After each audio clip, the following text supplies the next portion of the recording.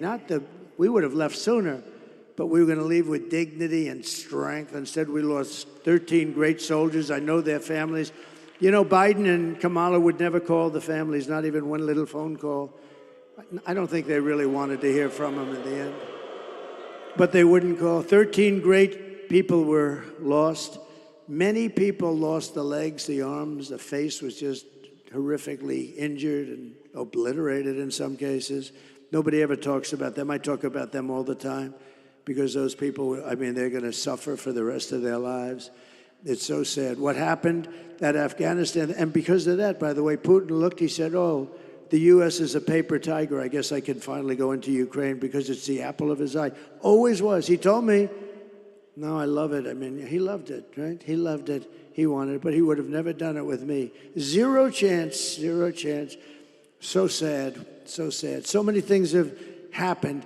You know what else wouldn't have happened to you? You would have had no inflation. I had no inflation. You wouldn't have had. Inflation was caused by their stupid energy policy that drove the energy through the roof. It's not so complicated. To bring back millions of jobs, we will give our companies the lowest taxes, the lowest energy costs, the lowest regulatory burdens, and free access to the best and biggest market on the planet. And this mic is much heavier than the other one, I will tell you. I can do exercise. I can build up my muscle. But only for those who make their product here in the USA and hire American workers for the job. Right? Right? And if these companies don't make their products here in the USA, then they will be forced to pay a very stiff tariff when they send their products into the United States for the privilege of competing with our workers and taking our workers' jobs. And we will now have protected companies. These companies will not leave because they're going to be protected by tariffs because they can't be undercut. You know, I took in hundreds of billions of dollars from China. Nobody talks about it. Those guys don't talk about anything. They only talk about bad. They only talk about fake news. But we took in hundreds of billions with a B, dollars from China. No other president took in 10 cents. Oh, you know, and I watched the other day, Mrs. Obama was nasty to me. What was that all about? What was that all about, Scott Walker? Nasty. Oh, look, it's Tommy Thompson. Holy mackerel. It's Tommy. Is that Tommy Thompson or am I? Stand up, Tommy. Stand up, Scott.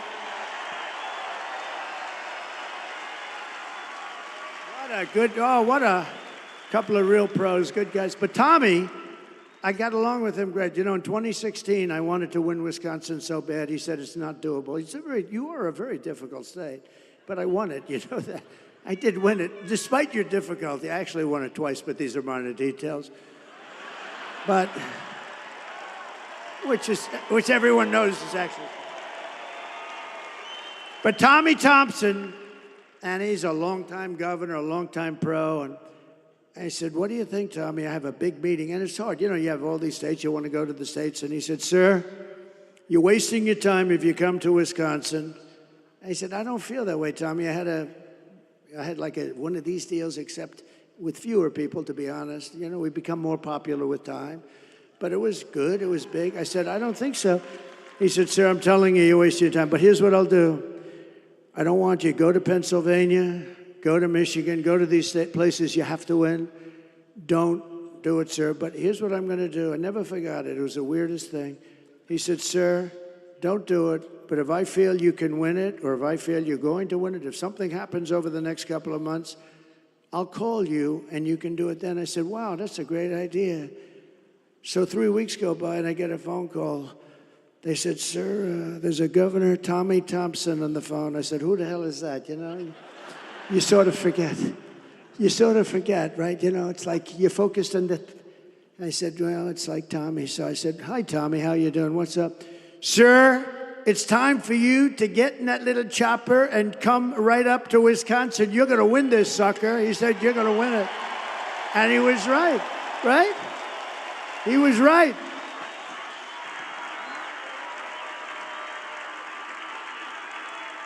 He was right. I got in that chopper. I was up here so fast they couldn't believe you could travel that fast. No, and we won. We had a great victory. And I will say this, we're much more popular. This is a much bigger movement. You know, Make America Great Again, MAGA, it's the greatest movement by far in the history of our country. It's amazing. There's never been anything like it. And people don't even fight it anymore, really. They don't win, but it's the greatest movement. And when Biden was doing that thing with the purple background, you remember that? He looked like the devil, right? Remember that? Sebastian, have you gotten taller, Sebastian? What's going on with you? Sebastian, do you remember? Why are you standing? Do they not have a seat for you? He's giving me applause before we... He's a great guy. Does everybody listen to his show? He's been loyal. I'll tell you one thing. That guy was with me through thick and thin. Anything that came up, he said, the president is innocent. I said, oh, thank you, Sebastian. He would say, I don't know exactly what they're accusing him of, but he's innocent. No, Sebastian's been great. He's been a very good, loyal friend, a really good friend and a really talented guy, smart.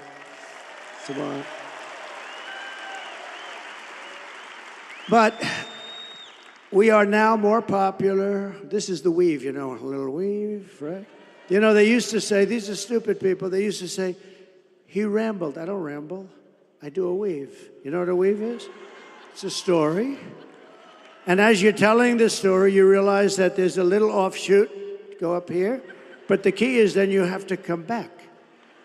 And then you're doing the story, you're getting down to bottom line, and boom, you do another little weave. Then sometimes you do a weave off a weave. It's here, and then back. It's called a weave.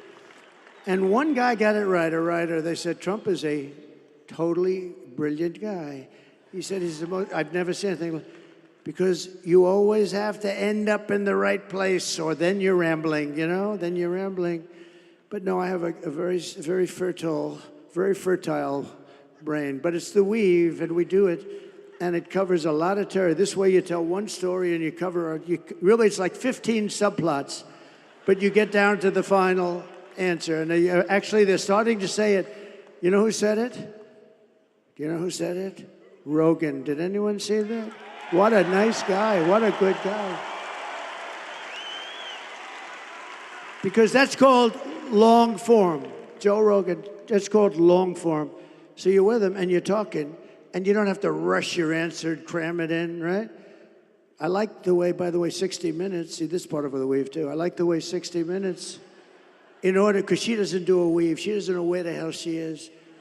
She gave the worst answer I've ever heard to a question. One of the main questions, she was on 60 Minutes, Kamala was, you can't call her Harris, because nobody knows who Harris is, right?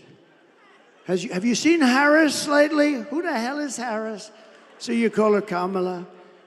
But on 60 Minutes, they did something that was amazing. I never thought, I think it's the worst scandal in the history of broadcast. I mean, I think it's the worst scandal. She gave an answer which showed that she was grossly incompetent. It was too crazy. It was just like all words. They had no meaning, no effect. They took the entire answer. They said, yes, we adjusted it slightly, yeah.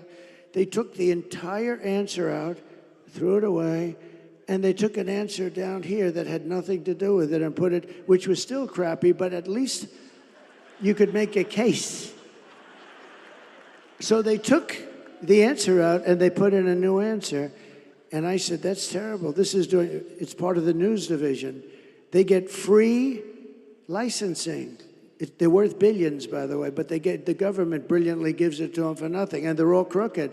ABC's crooked as hell. Look at this David Muir, the way he was asking stuff. This guy, pretty boy. And his hair's not as good as it used to be, by the way. It used to be much better. But you know what? He was asking stuff. I said, what the hell is he asking? He said, crime went down. I said, only a fool would say crime went down. Crime didn't go down. It went. And then the following day, right, it came out. Crime was up 49%. It's terrible, but what 60 Minutes did is unbelievable. They took the answer out, they replaced it with another answer. You got to see them. trying to explain, Sebastian. They're trying to explain why they did that one. Did you ever do that? Would you ever do that? See, he may do that for me, but I don't think so, right? If he did, he wouldn't be talking about it, that I can tell you. But he may. I don't want people to do that. You know what they do? They take mine. Mine is a beautiful, beautiful answer. But here's what they do. They cut out part of the weave, and then it doesn't sound so good anymore.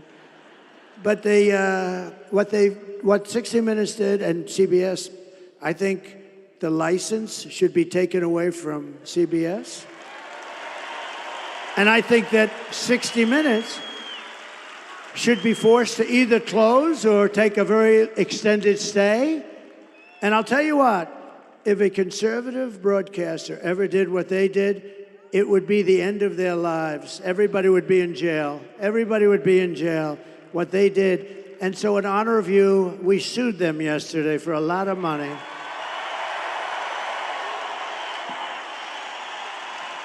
We sued them. And I sued them, and we call it election interference fraud. It's it's a fraud. And I don't think there's any real way, I don't believe there's any way they can even answer it. You want to know the truth? But as we rescue our economy, I will restore our borders, because I think that's your biggest problem. I do. They're destroying our country. They're putting dangerous people. Look at these beautiful people. You'll be interspersed with murderers, drug dealers, terrorists. Do we have any in the house right now? Are there any people? Over the past 4 years, Kamala has orchestrated the most egregious betrayal that any leader in American history has ever inflicted on our people. She's violated her oath, eradicated our sovereign border, and unleashed an army of gangs and criminal migrants from prisons and jails, insane asylums and mental institutions all around the world, from the Congo in Africa to Venezuela. You know, Venezuelan crime is down like 72%, right? Because they put their criminals into the United States of America. Thank you. Thank you. Our stupid leaders. And they're stealing countless American lives. You'll see that in a couple of minutes. It's horrible what's going on. It's a terrible situation. Today I want to hear directly from a mother whose world has been absolutely shattered. This is a young, beautiful mother who I met at one of the rallies, and we said, "Do you mind if we do this?" She was so dead. I had some of the toughest people I've ever seen with me. They were all crying when they saw this. Wait till you see this, please. Sunday night, I asked her to not stay up super late because of her coming to work with me in the morning first to do her summer school. She said, okay. I told her good night and I love you. I went to bed, not realizing that that was going to be the last time I saw her. We're best friends. Yeah. We're going to shake it again.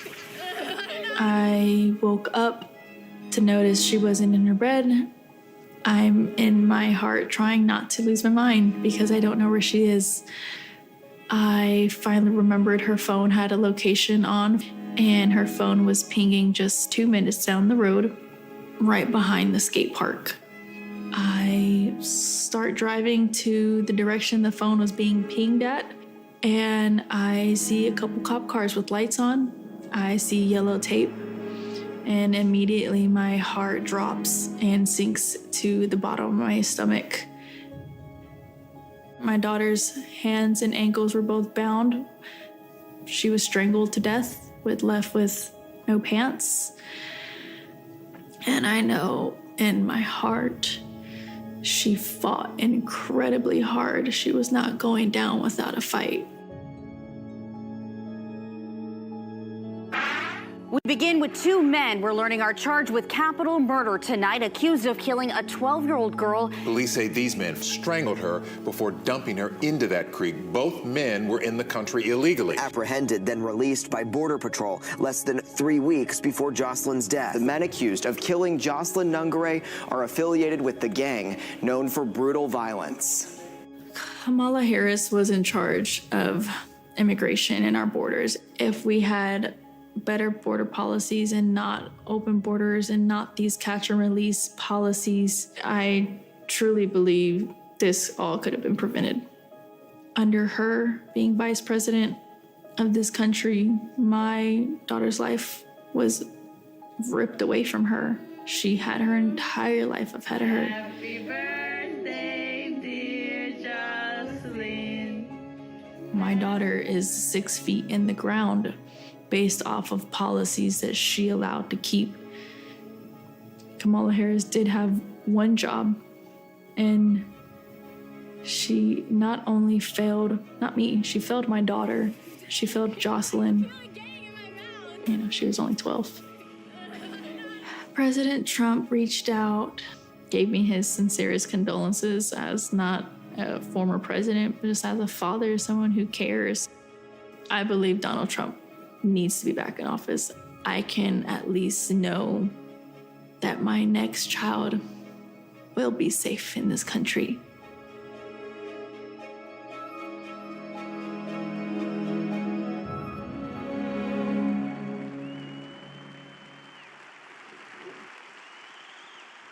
This is what we're letting into our country. This is what we're letting in.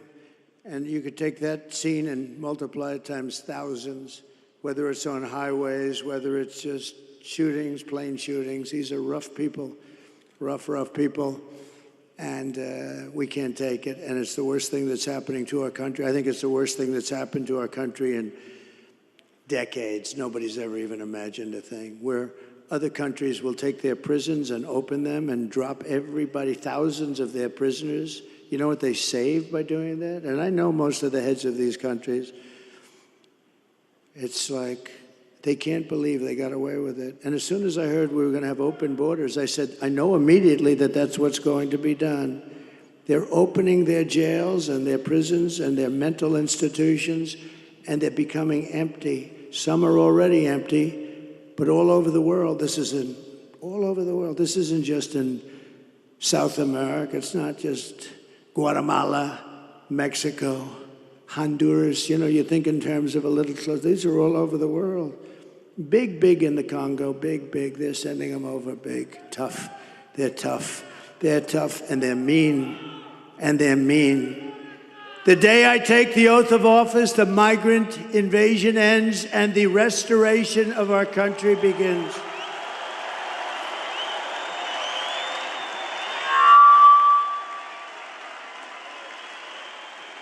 The savages charged with brutalizing and murdering Precious, Jocelyn, are members of the same vicious Venezuelan prison gang, Tren de Aragua, that's taking over apartment complexes and unleashing violent killing sprees all over America.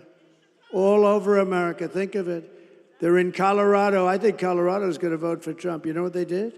They were the ones that led the thing to get me up. I was the leading candidate of both parties, leading the Republicans and leading the Democrats 1-1. I was the leading candidate. And then they talk about a threat to democracy. And that governor, a radical left lunatic who's petrified of the gangs that are taking over his state, this guy went and told his people to try and get me off the ballot. Can you imagine that? That would have been a fine mess. That would have been a fine mess for the country, wouldn't it? And went to the Supreme Court of the United States, won 9-0, because even the justices that were liberally inclined, they said, we can't do that. You got to beat them at the ballot box. It was very heartwarming to see it as a 9-0. But this governor in Colorado did it. And you know who hated him the most? Are the Democrats in Colorado. They thought it was terrible. The United States is now an occupied country, but it will soon be an occupied country no longer. November 5th, 2024 will be Liberation Day in America. Liberation Day. And on day one, I will launch the largest deportation program in American history. I will rescue every city and town that has been invaded and conquered. These towns have been conquered. Think of what that means. Conquered. And we will put these vicious and bloodthirsty criminals in jail or kick them the hell out of our country immediately. And to expedite removals of Tren de Aragua criminals and MS-13 criminals, which are just about as bad. We took out thousands of MS-13s. You know, they loved Long Island. Isn't that nice? You know, two beautiful girls, 16 years old, were walking to school one day, and MS-13 attacked the two girls, and they sliced them up with knives. They didn't want to shoot them because that's too quick and not painful enough. They took and they killed both girls. And it's lucky that we have ICE around because ICE was extremely good. They were extremely good. And this fool that we have running for president without having gotten one single vote to his 14 million votes, this fool wanted to defund ICE. We want to defund ICE. If you defunded ICE, you had nobody that's tough enough to go in there and get these animals out of our country. She wanted to defund ICE. I will invoke and this is incredible because we had to go back so far. I will invoke the Alien Enemies Act of 1798. That's when they ran a tough country. To target and dismantle every migrant criminal network operating on American soil. And if they come back into our country, it's an automatic 10 years in jail with no possibility of parole.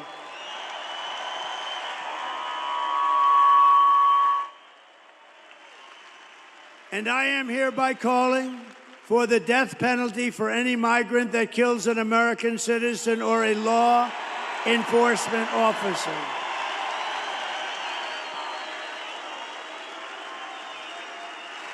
And I will immediately ban all sanctuary cities in the United States of America. We will have them no longer.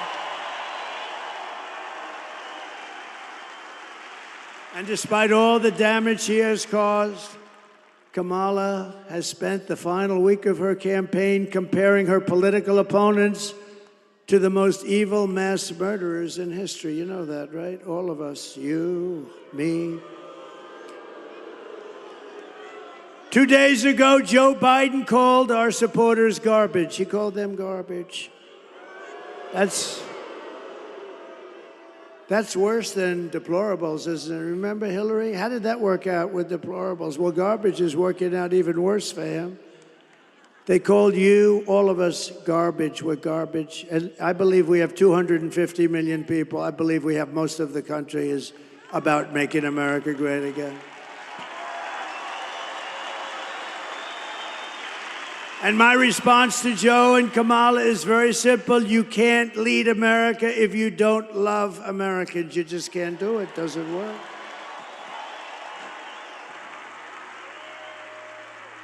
And you can't be president if you hate the American people. And I actually think they hate the American people. She's not a good person.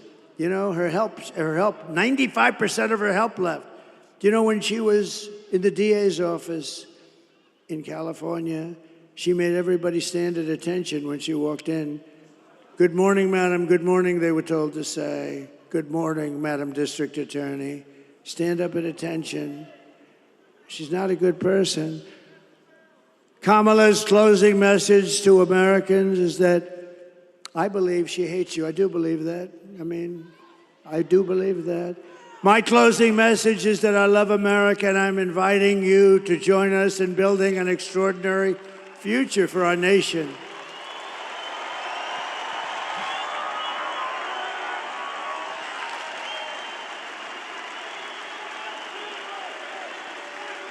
My oath of office is an oath of allegiance to you, the American people. We're gonna straighten this mess out. It's a mess. It's an incompetent mess. I mean, she can't answer. I see her being interviewed yesterday. She can't answer a question. She goes all over the place. She doesn't know what the hell she's talking about. She's crazy. It's crazy. I'm asking for your vote But I want you to know that whether you vote for me or not, when I win, I will fight for you with every breath in my body. I'm going to fight very hard, whether you vote for me or not.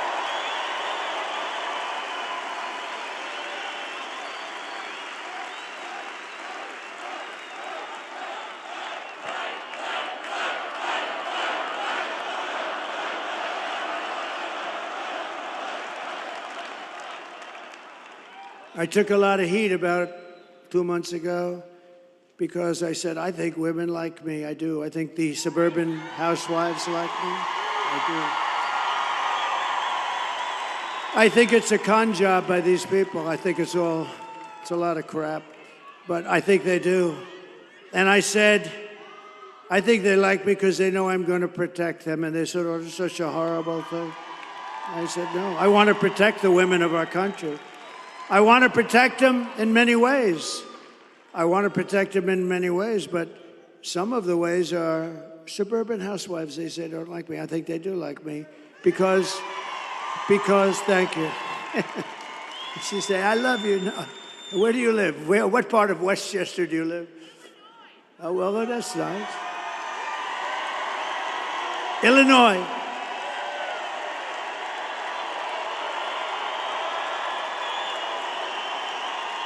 Illinois.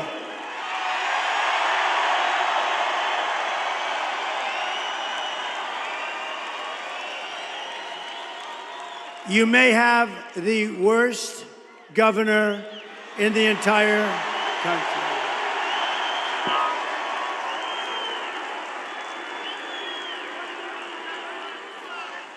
Thank you very much. Yes, we do. He's terrible.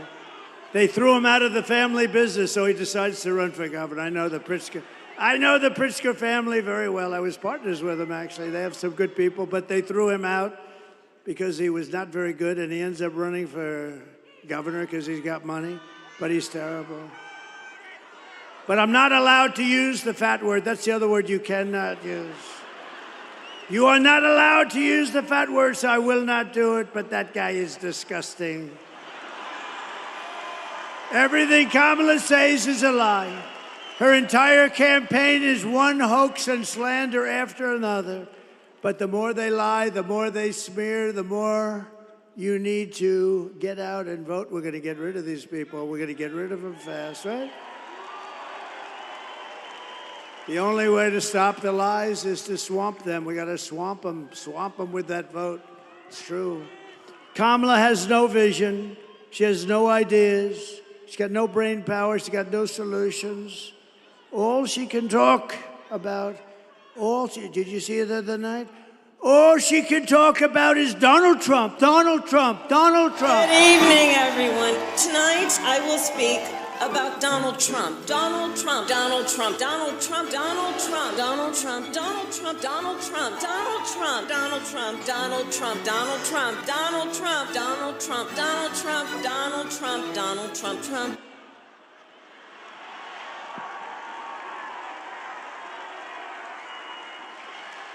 All she talked about. You know, there are some people who thrive under pressure, and there are some people who crack under pressure. She cracks under pressure. And the more pressure Kamala is under, the worse she crumbles. She is, at this point, very rattled. You take a look at her. Is there a chance she would resign before the election 3 days?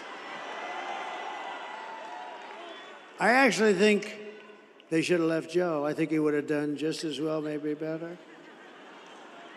And it's come out today upon extremely good authority, the press, therefore it's no authority. But it's come out today that Joe Biden likes me more than he likes Kamala. And that he would rather have me win than Kamala win.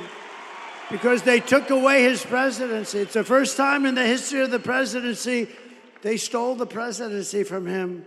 He would rather have me win. Actually, I think psychologically he's better off. It's a much better story for him. What they did is terrible. They went in and they said, you're out, Joe. Can you imagine you're the president of the United States and you have Crazy Nancy. She's crazy as a bedbug.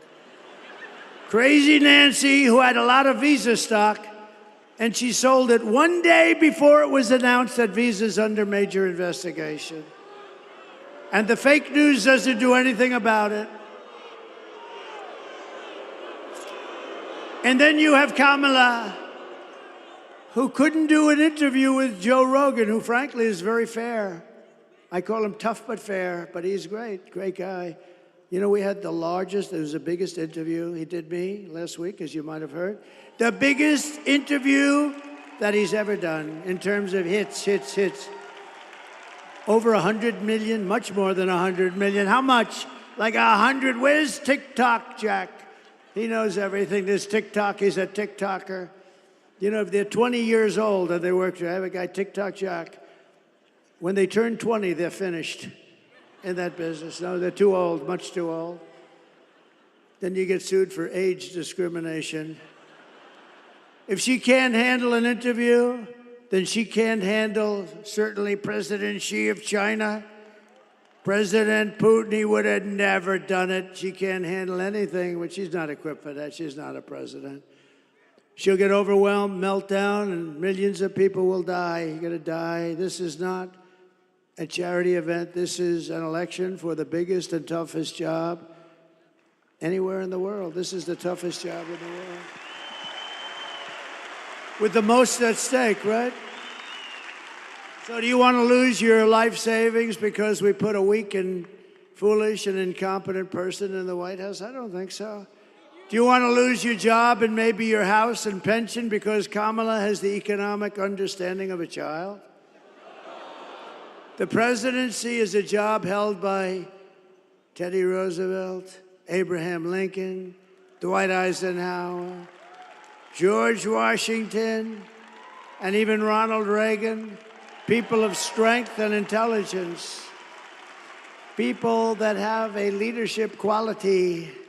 Would you trust Kamala Harris to talk with Russia or China about nuclear war? I don't think so. I really don't. Would you trust her to steer us out of an economic crisis? I don't think so. Nothing is more dangerous than to give immense power to a very weak and incompetent person with an extremely low IQ. We had enough of low IQs in the last 4 years. We can't go through another person who's a dummy. We can't do it. You wouldn't put Kamala Harris in charge of even a kindergarten class. You can't do it. You can't do it. So at the end of the day, you need to ask yourself, can you afford to put someone this incompetent in charge of our country's future? No, you can't. No, you can't. But on top of it all, Kamala says she would not do anything different, not one thing different than Joe Biden did. In other words, she should not run for office because he was the worst ever. Take a look. You have done something differently than President Biden during the past 4 years. There is not a thing that comes to mind. I stood there on the tarmac watching you check your watch. The chaotic and deadly U.S. evacuation from Afghanistan stunned Americans and the world and cost the lives of 13 U.S. soldiers. Would you have done something differently? There is not a thing that comes to mind. More than 13,000 illegal immigrants convicted of murder have been caught at the border and then released into the United States. An Afghan national is in custody today after being accused of plotting an election day terrorist attack. The suspect entered the U.S. on a special immigrant visa. Gut-wrenching new details in the murder of Georgia nursing student Laken Riley. The illegal immigrant suspect, who cops say committed the heinous murder, is a Venezuelan national who crossed the unsecured southern border back in 2022. 2 men investigators say are in the country illegally from Venezuela are charged with capital murder in the death of Jocelyn Nungaray. A 5th illegal immigrant accused of attacking 2 New York City police officers over the weekend showed no remorse or regret. Would you have done something differently? There is not a thing that comes to mind. Only 18% say the economy is in excellent or good condition. US inflation has hit a new 40-year high, increasing by 9.1% over the financial year. Authorities saying Train de Aragua, which has been linked with more than 100 criminal investigations here in the U.S., has now been found operating its criminal enterprise in apartment complexes. Were you the last person in the room? Yes. Thank you. There is nothing that would come to mind. Can you imagine? How about the 325,000 children that she could have saved if she had the correct policy? No, she doesn't want to bring that up either now. She actually would have changed things, but she couldn't think of it. You know, she didn't have enough time. She only had about 4 days to prepare. If you want to end this disaster, you must get out and vote. We're going to solve this problem very quickly. It's going to happen fast. It's going to be beautiful to watch. We're pleased to be joined today by your next senator from the great state of Wisconsin, Eric Hovde. Eric, thank you very much. You're going to have a great, great career. He's a good man, too. Good man, loves the state. And he is he central casting? And I'll tell you what, she is a disaster. Okay, she's a horror show. Thanks as well to Senators Ron Johnson. Ron, stand up. Wow. Good man. He's a good man. He really is. Thank you, Ron. Great job. Great job. Thank you. We have a man who's just become, recently, he was a great attorney general, and he's now a senator. He won a big race, a tough race, a race that everyone said, well, there's no way anybody's going to win this race. And he beat somebody that was supposed to win. And he's become a star in the Senate, Eric Schmidt. Eric, thank you. Thank you. And from the great state of Oklahoma, I love Oklahoma. You know, they have 77 counties, and I won all 77. You know who second was? Ronald Reagan. Ronald Reagan was second. He won 56. I won 77. I have to move there immediately. I have to move. Mark Wayne Mullen. Thank you, Mark Wayne. Thank you. Thank you very much. Thank you, Mark Wayne. And we have Representatives Brian Stile. How are you doing with the Act of Blue or whatever it's called? You got to get it done before the election. He's working on one of the biggest scandals in the country. It's like where the Democrats put money into the Act Blue or whatever the hell they call it, and massive amounts of money, and everybody's talking, and he's in charge. So we're going to blame you if nothing happens, right? No, but everybody knows it was a rip. But honestly, you got to get this stuff done before elections, not after elections. And we learned that. They're finding all sorts of things now in Pennsylvania. Who would have thought you had to do this? But good luck with that, Brian. That's so important, okay? Thanks. Good luck. Scott Fitzgerald. Scott, thank you very much. Thank you. Great. Good job you're doing. Kevin Hearn. Thank you, Kevin. Thank you. We appreciate it. These are warriors, by the way. And a real warrior. He grew up here, and he moved to Texas. He's one of the most popular guys in Texas. He's a congressman. He could do anything he wanted. They love him. And he actually asked for a leave of absence. He said, if you don't mind, I'd like to go to Wisconsin, where I grew up. I want to help the president win that state. He left Texas, and you know what Texas said? We love you for doing it because we have no problem. And, you know, we win Texas by a lot. This is always a little bit tighter. It shouldn't be tighter. It should be the same thing. Oh, I wish it was the same thing. Texas has been so good. But, you know, they view him as a hero for doing this, as opposed to, gee, why is he not in Texas? And he's been up here for 4 months. He's got his brothers helping him. He's a great congressman, and he's a fantastic man, Troy Nels. Thank you, Troy. Have your brothers stand up. Your brothers stand up, fellas. Boy, oh, but the whole family came up here. Really, they came up just to help me. It was so really incredible. And candidate for Congress, I don't want to mess with this guy. He's a big, powerful man, Randy Niemeyer. Thank you, Ray. Look at the size of that guy.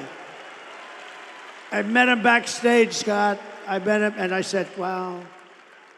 And former governors, Scott Walker and Tommy Thompson. Great people. Great. Thank you, Scott. Great. Two great guys. A very respected man in D.C. and here, a friend of mine, a great lawyer, Reince Priebus. Reince? Thank you, Reince. Thank you, Reince. And we loved Bobby Kennedy, didn't we? We loved him. Everybody loves him. You know, I have a deal with him because he's really into the environment, but he's really into health. I say, Bobby, you take care of health. You work on those potatoes and work on those oranges, and you work on everything. Everything, you can work on everything. The only thing you got to leave alone, Bobby, just leave it alone, is the liquid gold, because we're going to make our fortune. I don't want you telling me I can't touch it, Bobby. The only thing I've asked Bobby to just, please, Bobby, don't tell me it's like a problem, please. Because we're going to make so much damn money. We have more liquid gold under our feet than any other nation in the world, including Saudi Arabia and Russia. You know, I took it from number 4 to number 1. We were number 1. We were energy independent. Can you imagine, Mr. Wall? Please stand up, Mr. Wall. I'm going to buy that suit. Susie, please buy that suit for me. We also have the head of our campaign on today.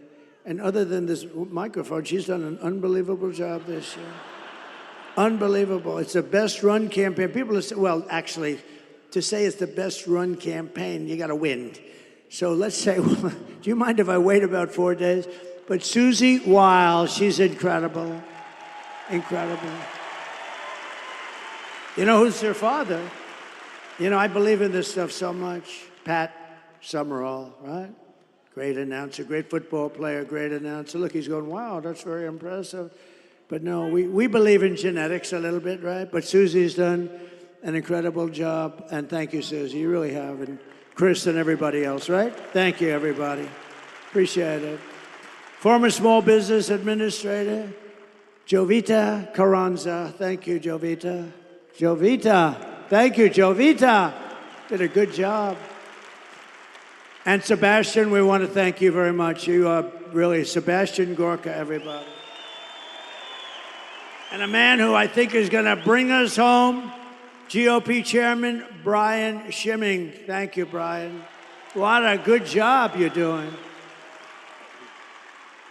I heard him speak the other day. I was in the plane flying in, and he was up saying, you are good. You are psyched, right? Like we all are. We want to win. This is the biggest win. This will be the biggest win. Think of it. And if we win the whole thing, it'll be the greatest event in political history in this country, and maybe beyond. The greatest. And not only great because it's a great event, it's going to be great because of what we're going to be able to do. We're going to be able to fix our country. That's why it's really going to be great. It's going to be very important. And a friend of mine, one of the greatest developers, a great guy, a very generous person. He's always giving money to charity. When there's a problem like in North Carolina, he wanted to go with me, wrote out a big check all the time. He's a fantastic man, Steve Witkoff. Thank you, Steve. Thank you, Steve. Great guy. So, in conclusion, here are the facts. Kamala is a radical left Marxist, rated even worse than crazy Bernie Sanders or Pocahontas herself. Remember Pocahontas? Her mother said she had high cheekbones, which I think is very racist for somebody to say that. I think it's a racist statement. I think you should investigate that statement. She destroyed our economy. She was an original creator of defund the police movement, and anybody who wants to defund the police for even 1 week or 1 day is not worthy of being president of the United States. Kamala vowed to abolish ICE. She pledged to confiscate your guns and endorsed a total ban on handgun ownership. Who in this room is willing to give up their gun, please, to Kamala? Who refuses to give up their gun? I think she has a very tough job. But she even called for free sex changes for illegal aliens in detention at taxpayer expense. And perhaps worst of all, she lied about working at McDonald's. She lied. She never worked at McDonald's. Never worked there. She never worked there. She's a liar. It was always, I went and checked it out. Actually, they were the best French fries I ever had. 9 seconds after taking them out of that fat, whatever the hell. But they were the best. You know, when they sit around for about 2 hours, not so good. With your vote this November, we're going to fire Kamala and we are going to save America.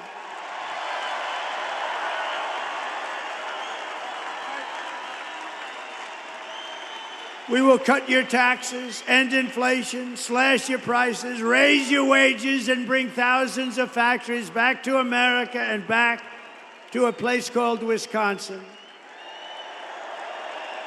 We will build American, we will buy American, and we will hire American. That's what we want. And I will end the war in Ukraine. It would have never happened if I was president. And I will stop the chaos in the Middle East. October 7th would have never happened. All those people would be alive right now. And I will prevent World War III. We're not going to have World War III. With this people, you'll have it. And it would be a war like no other. This would be a war like, because of the power of the weaponry.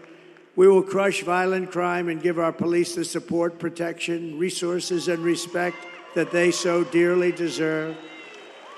We will strengthen and modernize our military. We will build a missile defense shield over our country, all made in the USA. And we will rebuild our cities, including our capital in Washington, D.C., making them safe, clean, and beautiful again. We will teach our children to love our country, to honor our history, and to always respect our great American flag. And we will put in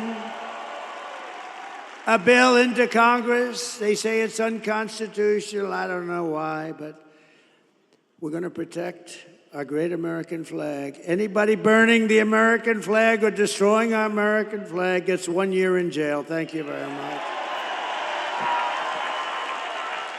And we will get critical race theory and transgender insanity the hell out of our schools. And we will keep men out of women's sports, yes? I will defend religious liberty, I will restore free speech, and I will defend the right to keep and bear arms. Our Second Amendment will be totally protected. After years of building up foreign nations, defending foreign borders, and protecting foreign lands, we are finally going to build up our country and defend our borders and protect our citizens and our land, right? And we will stop illegal immigration once and for all. It will be stopped. And we want people to come into our country. We do. We want people. But they have to come in legally through a system. They have to love us. They have to love our country. We will not be invaded. We are not going to be invaded. It's like an invasion. It's like a military invasion. You know, the guns and weapons they have, some of these guys have, they're military grade. They're at least military grade. Some are better than military grade. We will not be invaded. We will not be occupied. We will not be overrun. We will not be conquered. We will be a free and proud nation once again.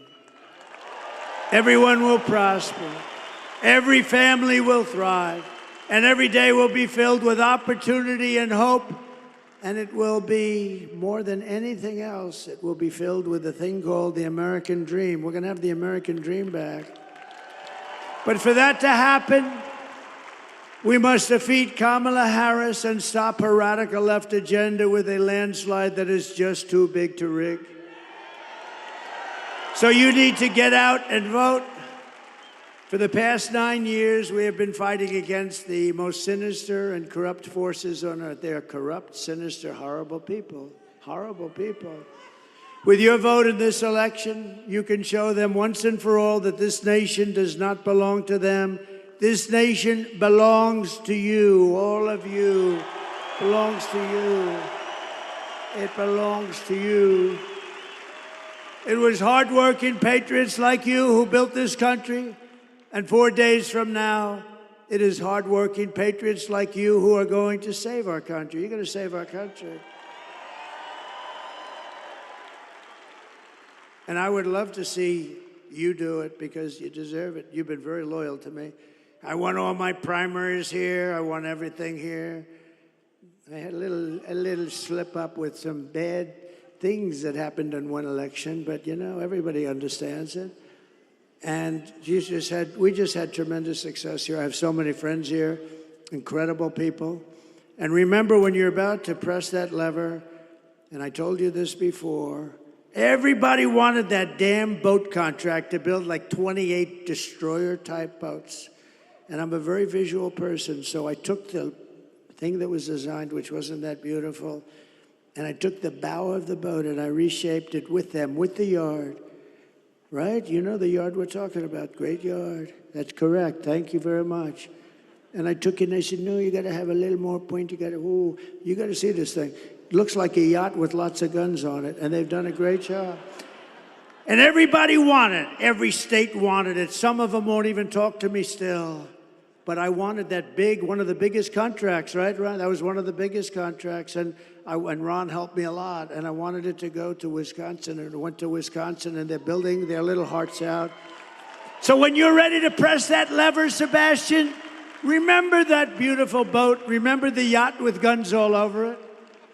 After all we've been to, and we have been through a lot, but after all that we have been through together, we stand on the verge of the 4 greatest years in American history. We're going to make them great years. We're going to make them great years. With your help from now until Election Day, 4 days, we will restore America's promise and we will take back the nation that we love. We love this nation. I mean, I wouldn't be doing this. I could have a hell of an easy life. I could have those waves just smacking me in the face. Beautiful saltwater waves all over the place. I got waves all over the place. Lots of places with lots of waves. This Mr. Witkoff can confirm that, right, Steve? Like probably more than anybody. I don't have to be here.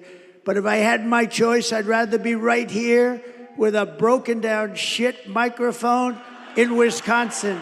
I would rather be in Wisconsin than some beautiful beach. I would rather be right here. Because we are one people, one family, and one glorious nation under God. We will never give in. We will never give up. We will never back down. We will never, ever surrender. Together we will fight, fight, fight, and we will win, win, win. We're going to start winning again. November 5th will be the most important day in the history of our country, and together we will make America powerful again. We will make America wealthy again. We will make America healthy again. Thank you, RFK Jr. We will make America strong again. We will make America proud again. We will make America safe again. And we will make America great again. Thank you. Thank you very much, Wisconsin. God bless you. God bless you all. Thank you.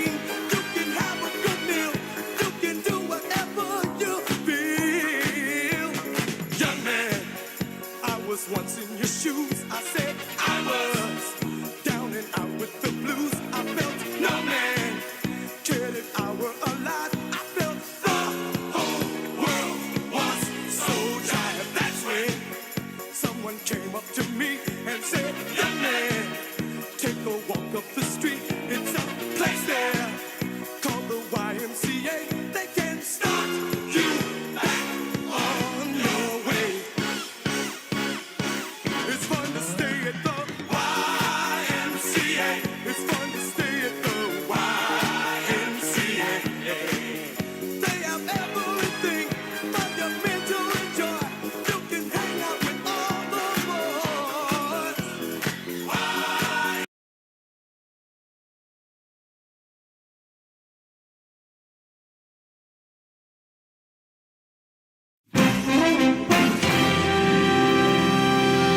Good evening, I'm Amna Nawaz. And I'm Jeff Bennett. On the NewsHour tonight, Kamala Harris, Donald Trump, and their running mates all storm critical swing states with only a few days until voting ends. We examine the trends from early voting data and what they signal about this year's election.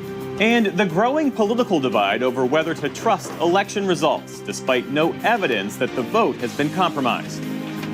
We know that it's not easy because we know that, unfortunately, people have been fed lies about our election system now for literally 4 years.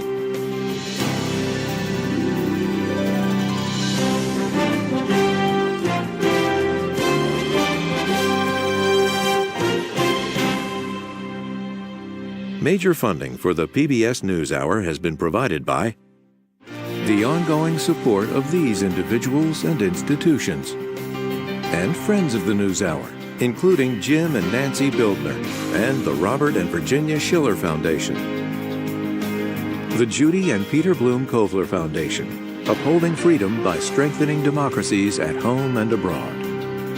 It really matters when you have an opportunity to give back.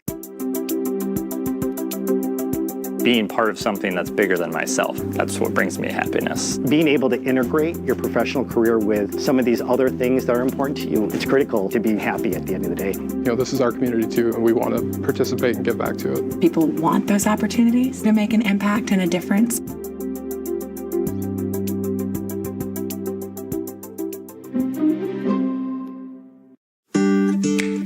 John S. and James L. Knight Foundation, fostering informed and engaged communities. More at kf.org.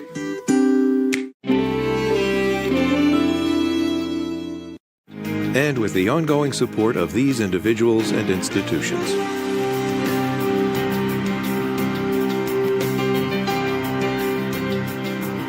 And friends of the NewsHour.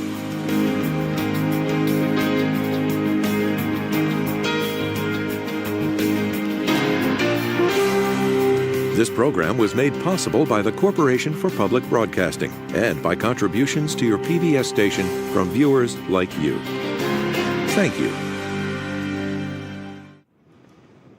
Welcome to the NewsHour. With 4 days to go until Election Day, Vice President Kamala Harris and former President Donald Trump have dueling rallies planned in battleground Wisconsin tonight, mere miles away from each other. But the home stretch is not without bumps in the road.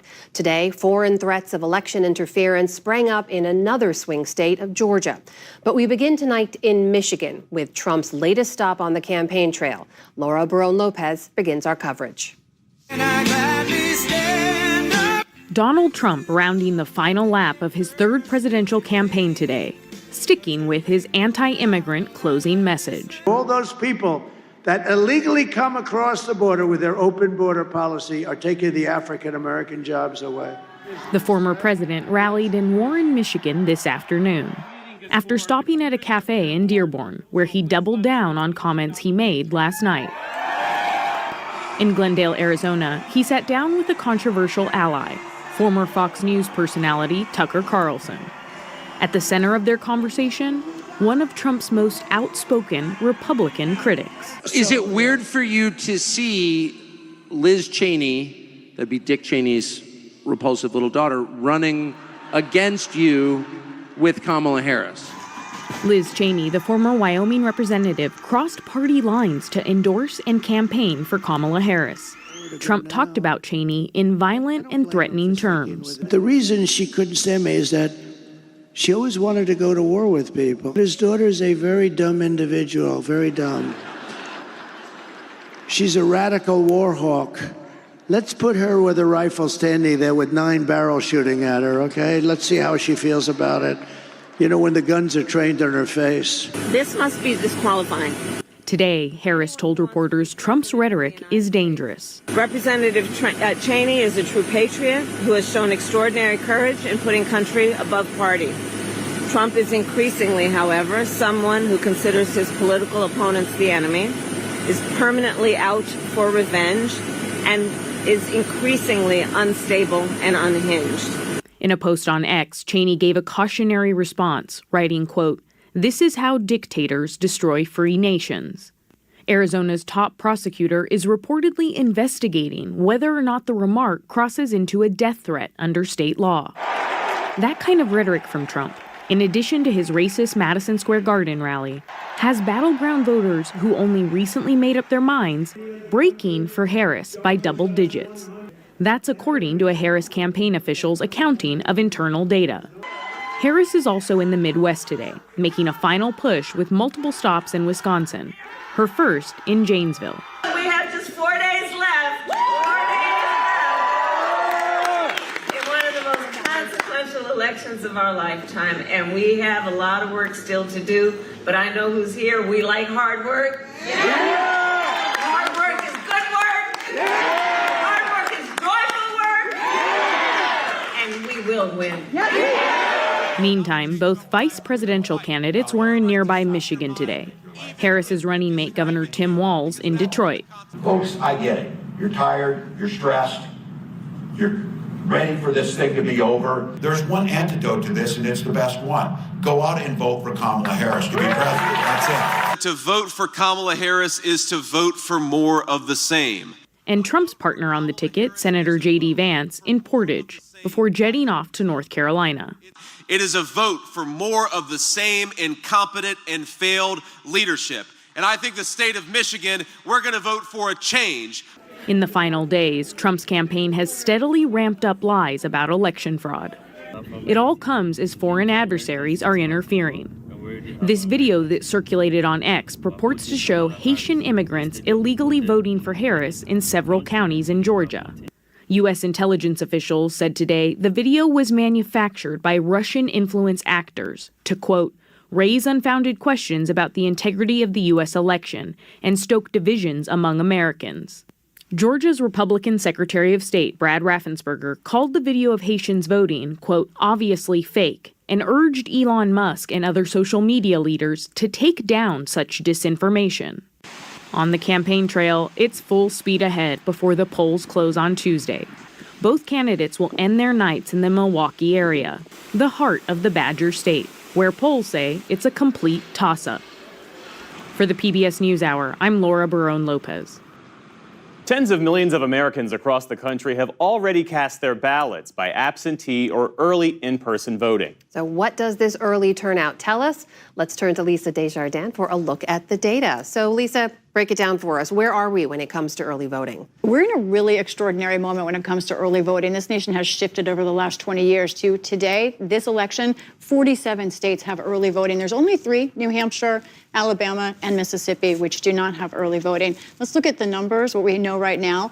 More than 55 million Americans have already cast their ballots at this point in the election. How's that compare to this point in 2020? Well, it is less, but it was a pandemic, and many people were essentially forced for health reasons to vote. So this is actually history-making record number of early votes outside of a national health crisis. And Lisa, what can we tell so far based on who has voted? What stands out? There's a gender gap in these early voting returns. Right now, we see by far more women than men are voting, in fact, by 10 points. That's something that the Harris campaign likes. We see in polls, including our poll in October, that Harris really dominates with women. They believe the more women vote, the higher this proportion is, the better it is for her. Now, I will note, this is the same proportion as we saw in 2020 in that election. Joe Biden, of course, won in part because of the gender gap in this election. Now, these are just early votes. We don't know if these women are necessarily Democrats or Republicans. And I will say there is reason to believe that there are more conservative women voting this year, and I'll show you why, at least early. In 2020, if you look at the data, for rural and urban voters, it was about the same proportion of early votes. But look this year, look what we have, a gap. Rural voters making up a much larger proportion of the early vote than they did in 2020. And I can testify from being in Georgia, Virginia, this definitely has to do with Trump and his campaign pushing to try and get out their red voters, especially in rural areas. They are definitely showing up. Now, the question is, are these new voters or are these voters who would have voted anyway? They're just doing it earlier. So, Lisa, you got at this a little bit. The big question is, where are those early votes going to? Which candidate? What do we know about turnout by party so far? Which party? Yeah, not every state actually tells us the party identification of their early voters, but those that do, the University of Florida Election Lab compiled this, and it is close. Right now, 39% of the early vote that we know about from Democrats, 36% of it from Republicans. Now, Democrats had an advantage before in early vote. Republicans have clearly cut into that with their new strategy this campaign. This is the national vote. We all know that swing states are the ones that are going to decide this election. So let's look at the biggest one. Let's look at Pennsylvania. We actually have 2 counties there still early voting. Early voting was supposed to end Tuesday, but because of various problems, Lehigh County got extended one day. Bucks County still voting today. What I want to tell you about Pennsylvania is that here, Democrats had a 3-to-1 early vote advantage last election. Now that's cut down just to 2-to-1. Republicans feel good about that. But some experts, including Target Smart I talked about earlier, say those are not new voters, these Republicans who are showing up early in Pennsylvania, that they are those who would have shown up anyway. But we'll see on Election Day. And Lisa, a question about Nevada, because there are Democrats who are concerned about the early vote in Nevada because Republicans are voting in greater numbers, voting early in greater numbers as compared to 2020. Yeah, that's right. Nevada, we have some data on their early vote. Right now, it is overall for the state, we've got 34% of the early vote for Democrats, for Republicans, 39. And one reason is because here, the state's largest county, Clark County with Las Vegas, it's about even on early votes. Republicans are really happy about that. They think that that bodes good signs for them in the state. But as you know, Jeff and Amna, something you have to pay attention to in Nevada is actually those who have no party registration, which is the largest group of voters in this state. Many of them automatically registered, and Democrats believe some of them, many of them, might be young voters who just don't fall into these D versus R categories. Lisa Desjardins, thanks so much. You're welcome.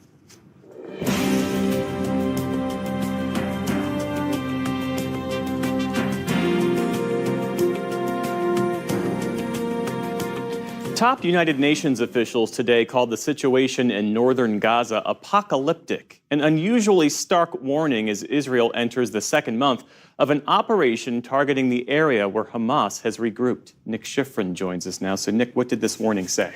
UN and U.S. officials are incredibly alarmed by conditions in Jabalia in the northernmost part of Gaza, where Israel launched a new operation 1 month ago, where thousands, perhaps tens of thousands of people have little access to food, water, or medicine. And so today, leaders of 15 UN and humanitarian organizations, including Oxfam, the High Commissioner of Refugees, the American heads of UNICEF and the World Food Program and the World Health Organization, said, quote, "The situation unfolding in North Gaza is apocalyptic. The entire Palestinian population in North Gaza is at imminent risk of dying from disease, famine, and violence. The blatant disregard for basic humanity and for the laws of war must stop." Jeff, the statement also called for an arms embargo. The U.S. has been pushing Israel to allow more aid into northern Gaza and warns that if later this month the U.S. determines that Israel is, quote, arbitrarily blocking aid, indeed, some arms could be blocked. And what has Israel said in response to this? Israeli officials told me that Jabalia is full of Hamas fighters, many of whom participated in the October 7th terrorist attacks. And the fighting there is absolutely intense. One official told me Israeli soldiers have killed or detained more than 1,000 Hamas fighters, and it's simply too dangerous to allow humanitarian workers into the area. Israeli officials also point out that most of Jabalia's civilians have evacuated. You can see Israeli drone footage right there of civilians fleeing the area. They also say criminal gangs are attacking the aid trucks. But, Jeff, U.S. officials insist that, again, Israel must make provisions to allow more aid into northern Gaza, and they say that the risk of starvation right now is, quote, very significant. Nick Schifferner, thanks to you as always. Thank you.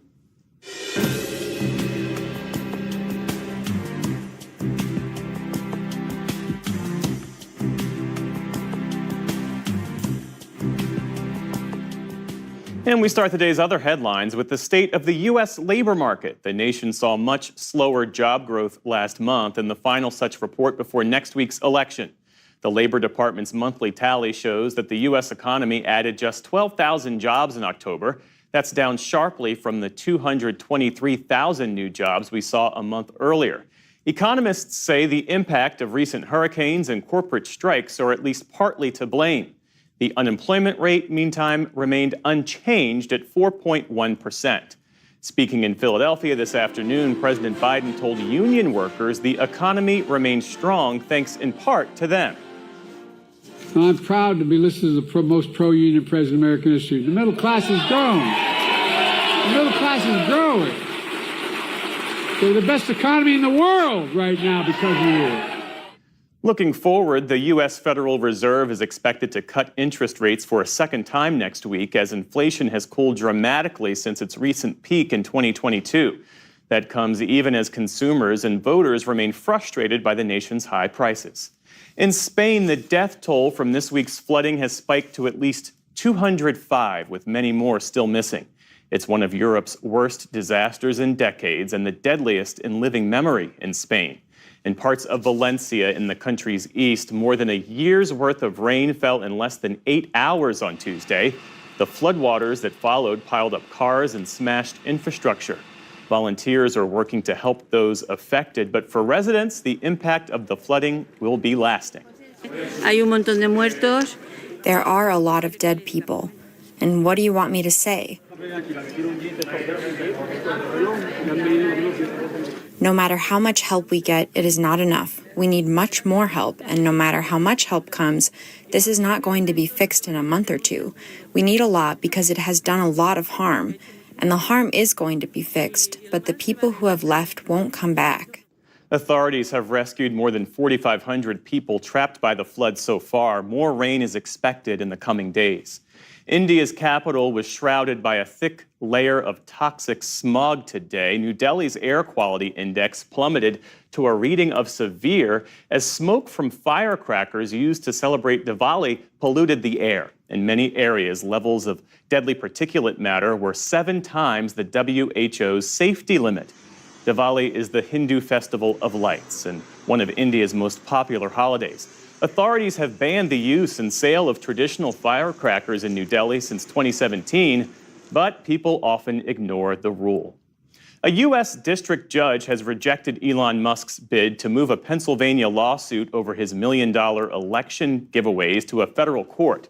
The decision comes a day after a Philadelphia judge put the state challenge on hold. City prosecutors sued the billionaire and his pro-Trump super PAC earlier this week, saying the sweepstakes may violate election law. Musk's super PAC launched the prizes in October. To qualify, voters must be registered in one of 7 swing states, and they must sign a petition supporting free speech and gun rights. It's unclear whether today's ruling will stop the giveaways before Tuesday's election. On Wall Street today, stocks ended higher as investors shook off the news of that weak unemployment data.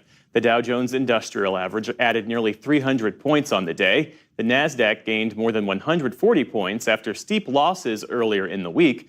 The S&P 500 also ended in positive territory. Still to come on the NewsHour, the unusual way Nebraska allots its electoral college votes could be the deciding factor on Election Day. David Brooks and Jonathan Capehart weigh in on the final days of the presidential race. And universities transform their art museums into spaces for voting and political discourse. This is the PBS NewsHour from the David M. Rubenstein Studio at WETA in Washington, and in the West from the Walter Cronkite School of Journalism at Arizona State University.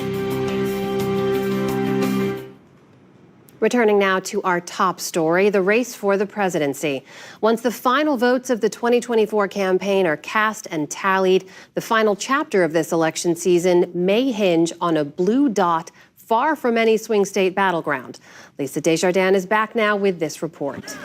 Omaha Democrats in deep red Nebraska embody the symbol of their movement, a blue dot on the state's political landscape. Nebraska law gives each congressional district its own electoral vote, and the dot unpredictably has come to represent how the area around Omaha could go to and be critical for Kamala Harris. There's a focus on our district, and you feel like you matter. We love the light shining on us this round. We're not being ignored. We're not a flyover state. It started almost accidentally. After Kamala Harris became the presumptive Democratic nominee, Jason Brown spray painted a blue dot on an old sign to represent Democratic-leaning Omaha. I'm like, oh, a blue dot. I love it. It was artistic. I'm like, stick it in the front yard. I love it. Then the neighbors wanted one. And then the neighborhood. And ... I looked like I was trying out for the Blue Man Group or an extra on a Smurf movie or something. They have now printed and handed out nearly 15,000 of the signs, and everyone sees them, including Republicans. I have a blue dot across the street from me, one house down. It's fine. I really do think that we need to be more accepting of the other side. There's one sign that's a big red dot eating the little blue dots, if you've seen that one. They're fun. You know, it's another way to express yourself. Mary Harper is a grandmother, retiree, and volunteer neighborhood champion with Red State, Nebraska, devoting countless hours of her free time supporting GOP candidates up and down the ballot. Well, both sides say this is the most consequential race in the history of the country. We do hear that every 4 years. Every single electoral vote is going to matter, but here's why Nebraska could be the decider. There is a plausible scenario where Pennsylvania, Michigan, and Wisconsin all go for Harris, and the remaining swing states all go for Trump. That leads to a scenario where Nebraska's one electoral vote, we mark that down here, could be the deciding factor. So if it goes for Trump, it's a 269 tie. That would likely lead to his win in the House of Representatives. But if it goes for Harris, it gives her the presidency. Democratic VP candidate Tim Walz was born in Nebraska, and he was in Omaha last month, underscoring the importance to their campaign. Hello again, neighbors. It's good to be home. A recent New York Times Siena poll found Trump up 55-40 statewide, but Harris winning 54-42 in the Blue Dot District. If she won Omaha, she'd repeat Joe Biden's 2020 victory in the district and be just the third Democrat to win it in the past 30 years. I am probably not that unique of a voter in Nebraska. I am splitting my ticket. Kay Karn has mixed political feelings this year.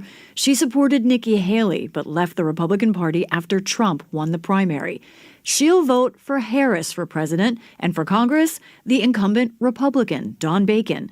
She's still weighing her options in the surprisingly tight U.S. Senate race. I really think the future direction of our country is at stake this year. In the Gateway to the West, a theme. They feel they are also the gateway to the next presidency. The stakes seem frightening. We're at a critical path right now. We have such different approaches for how we think this country should go and how it should be run. It's huge this year. In Nebraska's Blue Dot, many visions for the country and one potentially decisive electoral vote. For the PBS NewsHour, I'm Lisa Desjardins.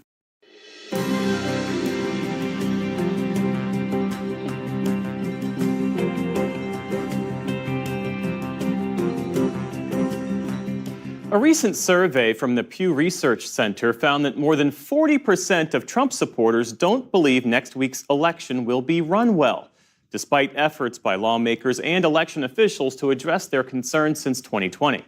Judy Woodruff explores what the gap in election trust may mean, part of her series, America at a Crossroads. As Americans line up to vote early in person, drop off their ballots, or make plans for Election Day, many officials are bracing for an onslaught of conspiracy theories, protests, legal challenges, and even violence. My concerns are not with the administration of the process. I'm very confident in that process.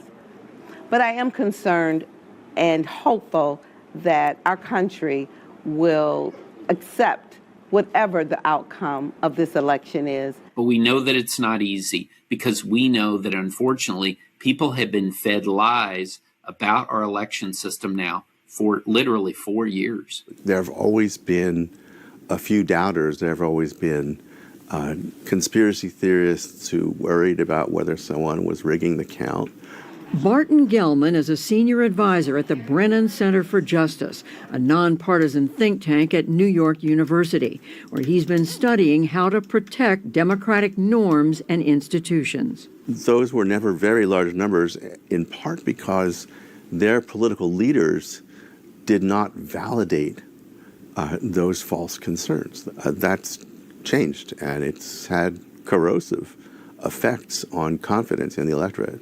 Gellman is a former Pulitzer Prize-winning journalist who, in the November 2020 issue of The Atlantic magazine, warned that then-President Trump could attempt to subvert the election results to hold on to power.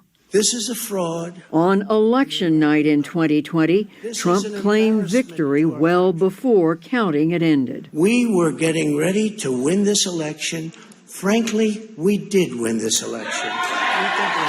In the days and weeks after, his supporters protested the results through Stop the Steal rallies and dozens of court challenges, virtually all of them rejected on the merits or on questions of standing. Ultimately, Trump attempted to stop the vote certification on January 6th. We will never give up. We will never concede. It doesn't happen. You don't concede when there's theft involved. More than 1,000 people have been prosecuted and found guilty for their actions that day. In late 2022, Congress passed and President Biden signed the Electoral Count Reform Act, strengthening counting procedures and clarifying roles between federal and state actors. In a recent cover story for Time magazine, Gellman examined that law and other updates to our electoral system, speaking with officials across the country, including in key battleground states, about whether our voting system will hold up against baseless challenges this time around. I asked election officials in all those states how confident they are that the ballots would be counted as cast, that when they were canvassed and audited, that the counts would hold up, and that whoever won the most votes in their states would get that state's electoral votes when it went to Congress. And all of them said 100%. They really were completely confident. I found that the system has worked very hard to address the worries that people had about the last election. It's worked very hard to address the false rumors that were spread or the false accusations that were made about the 2020 election. According to a recent survey by the Pew Research Center, most Americans do trust that the election will be run well. But like many things, that trust now tracks partisan lines. While 9 in 10 Harris supporters told Pew they believe the election will be run smoothly, just over half of Trump supporters agreed. This is a marked change since 2018, when Pew's data showed high confidence among supporters of both parties' candidates that the midterm elections would be run well. As things stand right now, there is a 0% chance of a free and fair election in the United States of America. Earlier this year, the Heritage Foundation and the Texas Public Policy Institute, two conservative think tanks, held an event marking the release of their 2024 Transition Integrity Project, a report summarizing exercises they conducted with participants from varied backgrounds to consider scenarios they say could threaten the legitimacy of the election. The report asserted that the lawlessness of the Biden administration makes clear that the current president and his administration not only possesses the means, but perhaps also the intent to circumvent constitutional limits and disregard the will of the voters, should they demand a new president. The main findings are that we have seen an acceleration of lawfare and the weaponization of government institutions that in name should be neutral, but have cast their lot more or less with the Democratic Party. I spoke this week with the report's principal author, Adam Ellwanger, a professor of English at the University of Houston downtown, who was a fellow at the Claremont Institute, another conservative think tank. I think that the American people may be tempted when we hear Kamala Harris saying that Trump is a fascist, that this is literal Hitler. I think normal Americans are tempted to think, oh, this is exaggeration. I think that we need to take them at their word. And if you believe that a literal Hitler is poised to take over the government of the United States of America, you will not honor that result. For the record, Harris has said she believes Trump is a fascist, but did not call him Hitler. The report did not mention the events of the last presidential election or President Trump's refusal to say he would accept the election results in 2016, 2020, or in the run-up to this current election, were he to lose. In each of the two scenarios they considered, Trump won. The project did contemplate some unusual hypotheticals, like Barbra Streisand being kidnapped by Hamas militants, and the FBI arresting Trump at Mar-a-Lago 2 days after winning the election. Well, I think that especially the last 10 years of American life in politics has been defined by scenarios that we could not have anticipated in real life. If we said that we would see a presidential administration doing an armed raid of a former president's residence, I think we would have said that's preposterous. That will never happen in America. And so for these reasons, we decided that we needed to really test the system by running scenarios with events that would be highly unanticipated. Ellwanger also questioned whether Harris, in her role as vice president, will certify the election results in the Senate should President Trump win. The Electoral Count Reform Act clarified that this is a ceremonial duty. Will Kamala Harris do a transfer of power when she oversees a joint session of Congress? Nobody's asked her, so we don't know. Vice President Harris has been asked if she would respect the results of the election, whatever they are, and she said yes. So she has been asked those questions, and she has said that she would respect the results, whatever happens. As you know, former President Trump, so far, he has not said he would accept the results of the election. Is there a question in there? I'm pointing at, you just said that she hasn't been asked, or she hasn't said this, and in fact she has said. If you'd like a response to that, I would say she said lots of things and then changed her mind after the fact on virtually every issue. He also warned that if results aren't known on Election Day, they should be questioned. A critic would say this report looks like a pretext in case former President Trump loses the election for people who support him to say there was something wrong, and this lays out what's going to happen. Is it a pretext in so many words? I don't think it's a pretext. I do think that many of the fantastical situations that we imagined have already occurred. I invite your viewers to read the report. Things that only 3 months ago people were saying, well, that won't happen, has already happened. As an example, he pointed to ongoing conservative efforts in a number of states to prevent non-citizens from voting, including through purging names from voter rolls whom they suspect don't have citizenship, which the Department of Justice has sued to block as a violation of law. This week, the Supreme Court ruled that Virginia's purge of 1,600 names could go forward, despite the fact that officials there haven't proven any of the names actually lack citizenship. and some U.S. citizens said they had been removed.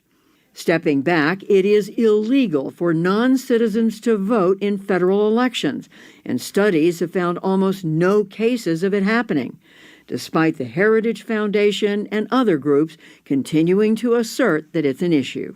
Judy, I mean this in all respect, all due respect, but you keep citing that these institutions have said there's no evidence of this or that, right? The problem here is that they've said this so many times where there is evidence of this or that that's later proven, or where they've said that there is evidence of this or that, say Russian collusion or a lab leak with COVID, right, where we later found out when they said that there was no evidence that there was, we simply feel like we can't trust these institutions anymore. What Heritage is doing with that exercise is to amplify what Donald Trump himself is doing, which is to try to convince the public that our election is going to be corrupt, that you cannot count on the institutions of democracy to run a fair election.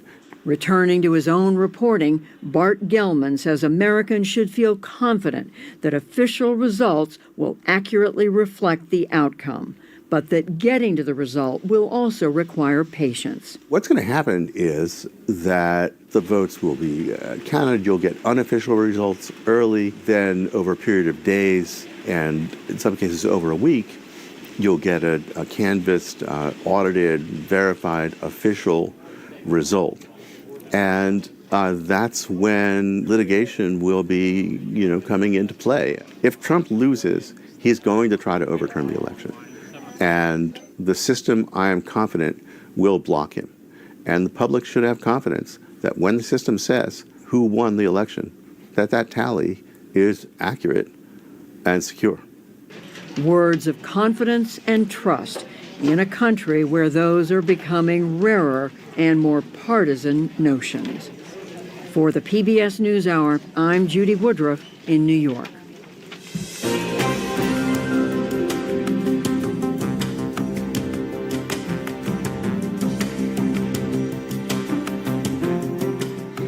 For what to watch for in these final days of voting, let's turn now to the analysis of Brooks and Capehart. That is New York Times columnist David Brooks and Jonathan Capehart, associate editor for The Washington Post. Great to see you both. Hey, Amna. All right, so the race for the White House is as tight as ever. There's nothing markedly different in this latest mayor's poll I'm about to show you, but I'm going to show you anyway, because it gives us a sense of where we are still in Pennsylvania, in Michigan, and in Wisconsin, in these key battleground states. Vice President Harris has a 2 to 3 point lead. It's all within the margin of error in each of those states. But guys, I want to step back for just a moment, away from the polls and the details, because we are in the final days of a truly unprecedented presidential and election cycle. Who these candidates are, how they got to the top of each of their tickets. So when you step back, Jonathan, from the day-to-day headlines, how are you looking at this race? How would you describe it and this moment in American political history? Well, the first thing I say is, praise Jesus, we are 4 days out and that this is almost over. But in all seriousness, I would say of all the presidential campaigns that I have watched and I have covered, this is one where the contrast between the two candidates could not be more stark, could not be more plainly evident. I think that what we're about to see in this election, there are lots of polls, and the polls are all over the place. The polls are all tied. Become election night, we're finally going to hear what the American people have to say. And the fact that I feel optimistic, but not overly, like, yes, so-and-so is going to win, gives me some trepidation. If anything, I'm more worried about what happens when a winner is declared and the reaction from the American people who didn't win. David, what about you? Yeah, I sort of two big historical plot lines. Since 1970, American policy, like a policy around the world, has been geared toward moving our economy and our country toward a post-industrial society. And every policy, including immigration policy, education policy, trade policy, social policy, has been directed toward and benefited those of us who are college educated and are doing well in the information age economy. A lot of folks not only in our country but around the world, are saying that was wrong. Those people have benefited, we've been left behind, and we need somebody who's going to right the wrong for those of us less educated. To me, the most interesting polling data of this week was that if you contrast college-educated women and high school-educated men, there's a 43% gap between these two populations and who they're going to vote for. The educated women going Democrat, high school-educated men. So that's one massive storyline. The second is the more obvious one, which Lisa's just been talking about, or Judy's just been talking about, which is we've had norms, institutions, and structures in our society based on the idea of liberal democracy, that politics is a competition between partial truths, that if we lose this time, we'll win next time. And therefore, it's all within bounds. Yeah. And that is being eroded by Donald Trump. And not only that is being eroded, the basic norms of our democracy, but the norms of the Western alliance. You know, I worry that NATO won't be around in 3 years if Donald Trump wins. So those are two big storylines. One of them, which I think is supportive of Trump and makes understand why he's here. The other one makes you want to run for the hills. Well, there's norms also just around our discourse, how we talk about things, the things that are said and acceptable. Garbage was one of the most frequently used words in our headlines this week. We saw that Madison Square Garden rally. A former President Trump had speakers that called Vice President Harris the Antichrist. They called her a prostitute. They called her low IQ. And you have both covered a lot of elections. Jonathan, is this a new low we're at when it comes to the discourse? Yeah, I mean, how far beneath the sea can you go? And whatever that number is, that's where we are and that's where we have been. I think what Donald Trump has been doing in the closing days of this campaign is shameful. I mean, last night, in addition to saying what he said about Congresswoman Liz Cheney, he called Kamala Harris a, quote, sleazebag. That's the language he has been using, not just yesterday, not just at that Madison Square Garden rally on Sunday, but throughout his campaign. And that gets to why I'm really looking forward to Election Day, because the American people will choose not just what kind of country they want, but what kind of person they want to lead them. Someone who embodies or tries to embody the aspirations of the American people, or someone who plucks at grievances and threatens retribution and uses language that belittles, that disrespects, and makes it possible for him to do a whole manner of things that even 10 years ago would not have been imaginable. David, you mentioned it's Donald Trump who's upended a lot of these norms. Does it change if he loses? I don't know. You know, I was at a church in Tennessee. I decided it would be interesting to go to a Christian nationalist church. And so I went to this, and I have to say the congregation was sincere in its faith. Sometimes you think Christian nationalism is all about politics. These people were clearly moved by their faith. But, you know, the pastor up there in the pulpit is calling Kamala Harris satanic. There's crudity. It's just like, I was at that church, I thought Donald Trump fit into something.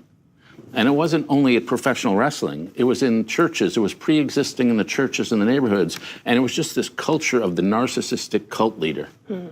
And I saw it at the church, and I think Trump is a version of that. So I don't know if we go, like if Trump exits the scene, I'm not sure we go back. We've got the professional wrestleization of American society that's out there. But in terms of what that means for real-world implications, I mean, Jonathan mentioned the Liz Cheney comments. For anyone who missed it, he last night said, you know, in calling Liz Cheney a war hawk, also suggested that she should have guns trained on her face. This is a man whose supporters did listen to him and march on the Capitol and fight as they saw it for an election they believed what was stolen. What happens if his supporters listen to him again? Yeah, well, then we're in for dark times. I think his vocabulary is an attempt to offend us, and his supporters thrive off our offense. And so it's sort of a symbol, and all the populist leaders all around the world are doing the same sort of stuff. But it means that you can't have politics, you can't have friendship amid political difference. I just read a long Politico story on two brothers who are on either side and can no longer speak to each other. And that, of course, has been the story we've all felt and witnessed over the last number of years, when it becomes, when one side is trying to offend and the other side is naturally offended, then it's hard to have relationships across political difference. Jonathan, how do you look at it? I don't know, this whole campaign and what we've had to witness, particularly from Donald Trump, has been painful. Because as an American, I think I've said this many times before on this show. I grew up under 2 terms of Reagan, under a term of H.W. Bush, 2 terms, I was an adult, 2 terms under W. Bush. I thought I knew what Republicans stood for. I thought I knew what Republican leaders stood for, where their boundaries were, what their lines were, and they were completely obliterated in one presidential term of Donald Trump.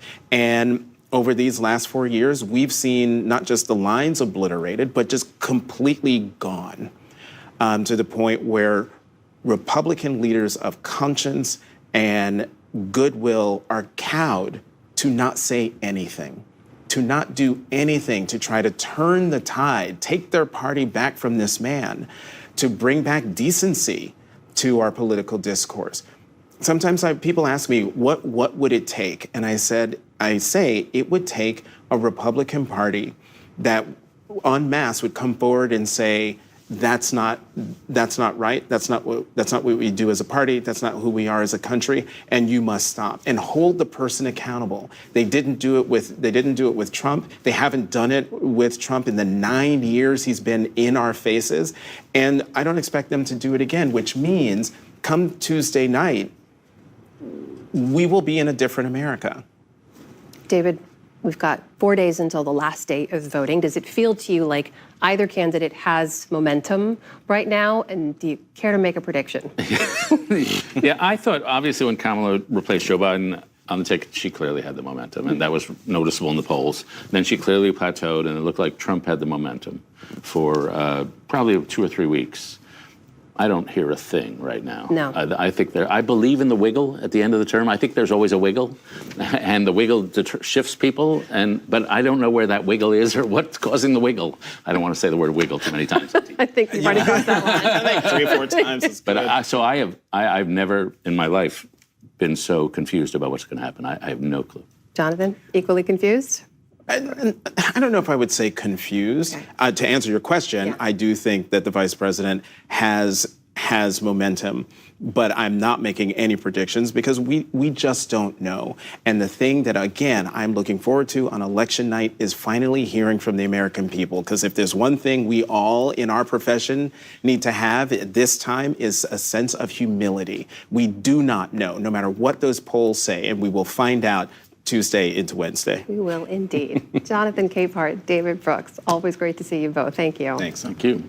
And of course, Jonathan and David will both be with us next Tuesday when we'll have live election night coverage. Join us for in-depth analysis as the votes are counted.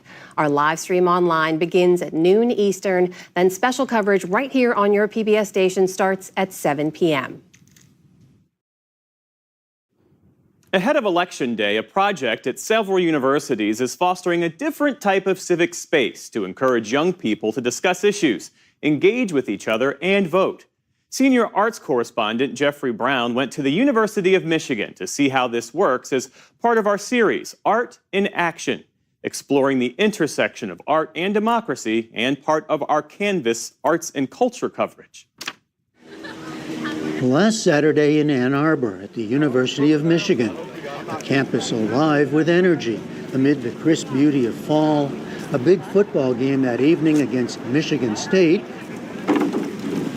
and something else, the first day of early voting, with a long line of students in an unexpected place at the university's art museum.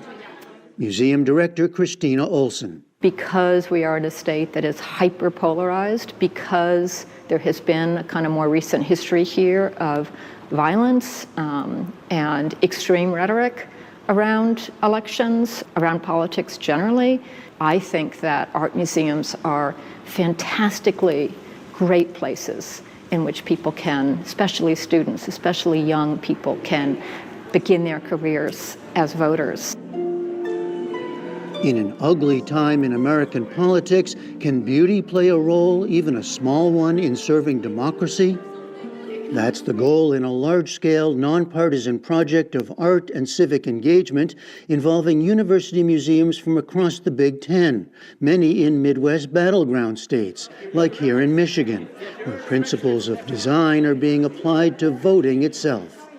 One of the earliest things that we realized was that on our campus there was a big gap between registration rates and voter participation rates. Some of the barriers for students are logistical in terms of clarifying information, and some of them are the psychological barriers. So where can design play a role? Where can art and design play a role?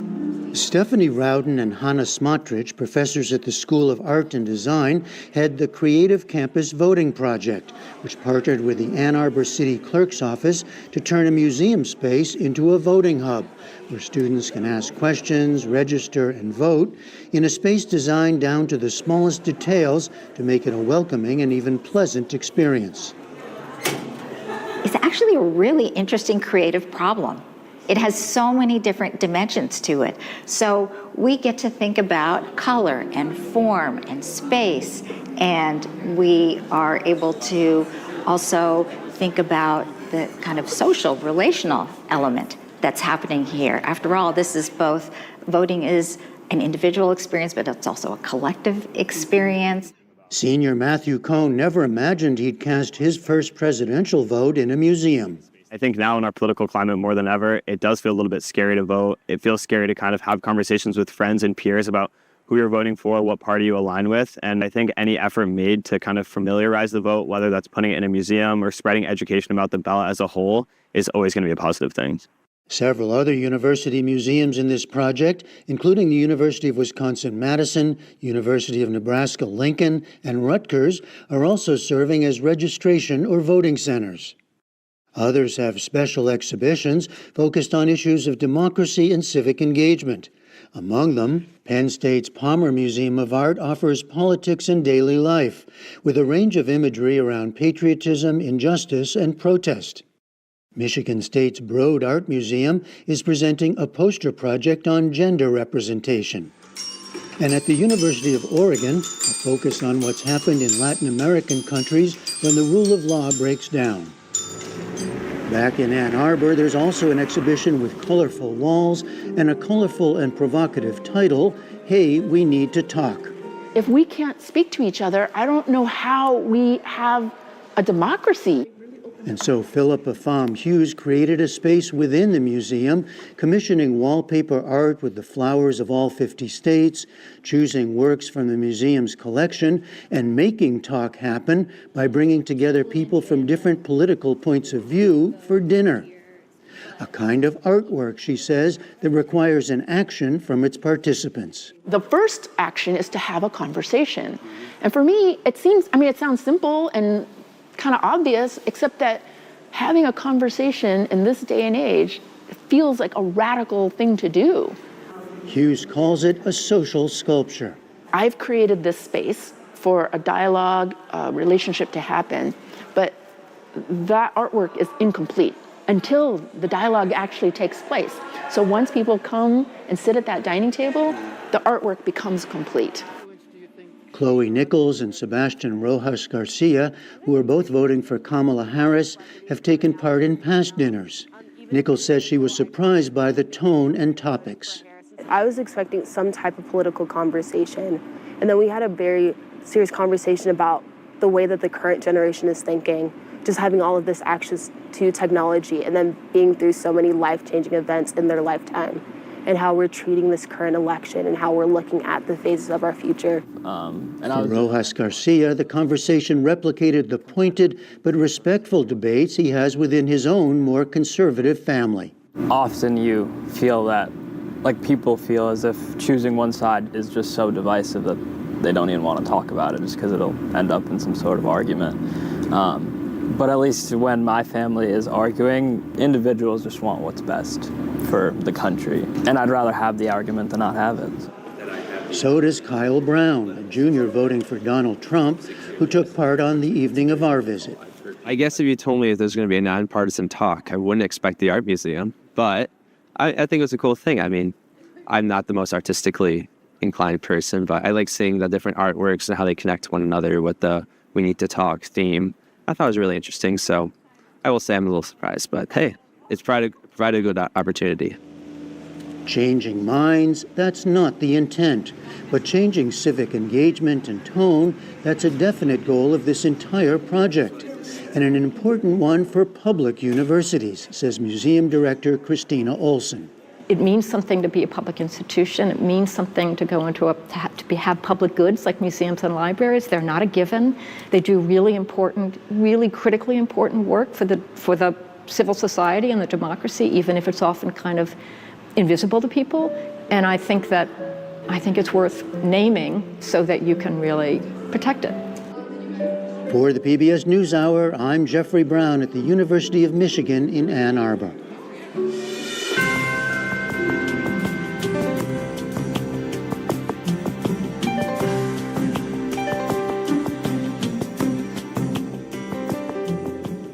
And our weekly digital show this week looks at the promises Donald Trump and Kamala Harris have made along the campaign trail on climate change, healthcare, and foreign policy. You can find PBS News Weekly on our YouTube page. And don't forget to watch Washington Week with The Atlantic tonight here on PBS as the 2024 presidential campaign comes to a close. Moderator Jeffrey Goldberg and his panel discuss the closest race in memory, how we got here, and where the country's headed under a new president. And on PBS News Weekend tomorrow, we check in on Wisconsin politics as the control of Congress and the White House hangs in the balance. And that is the NewsHour for tonight. I'm Amna Nawaz. And I'm Jeff Bennett. For all of us here at the PBS NewsHour, thanks for spending part of your evening with us. Have a great weekend. Major funding for the PBS NewsHour has been provided by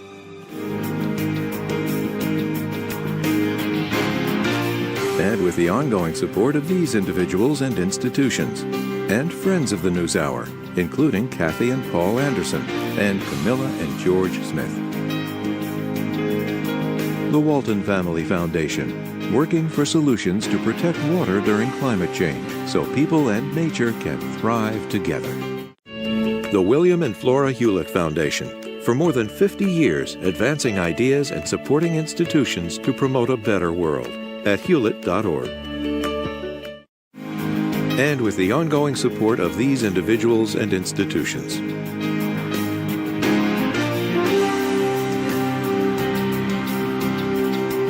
And friends of the NewsHour.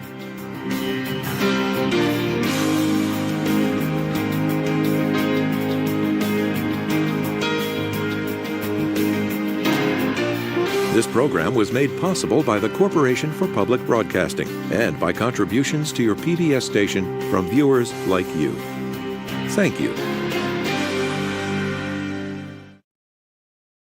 The final night of an extraordinary campaign.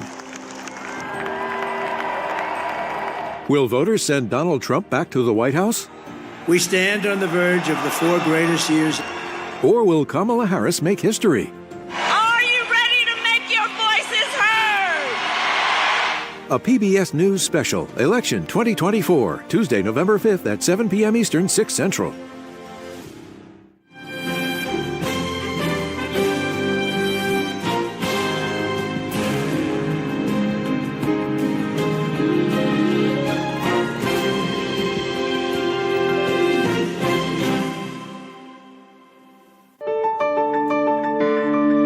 You're watching PBS.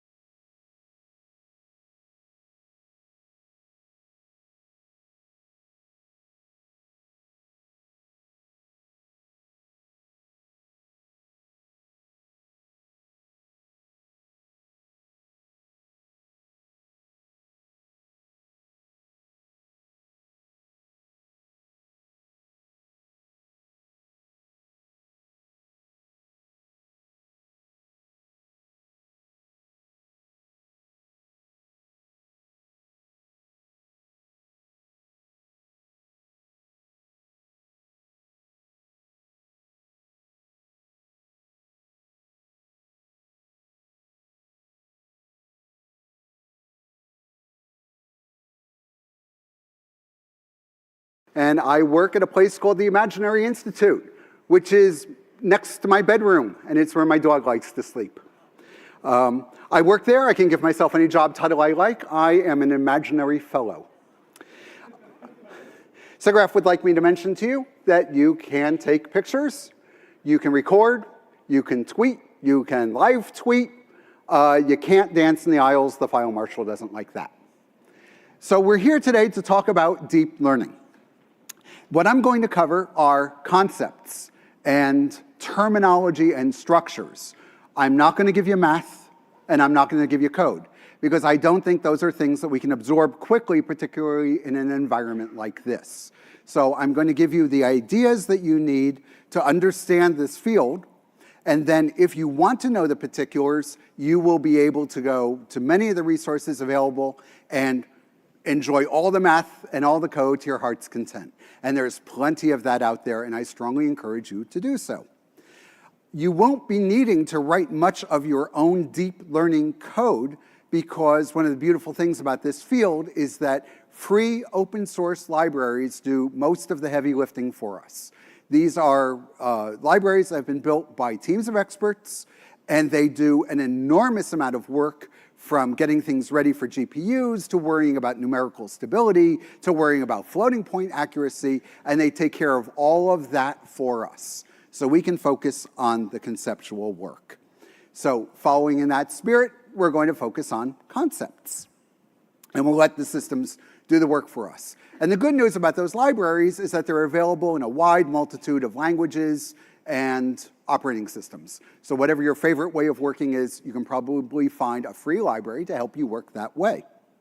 So this is called a crash course, and that name, I hope, tipped you off. Crashes are not quiet and gentle and smooth and easy. We're going to cover a lot of stuff, and we're going to do it fast. I'm going to try to squeeze a one-semester course, at least, into 3 hours for you.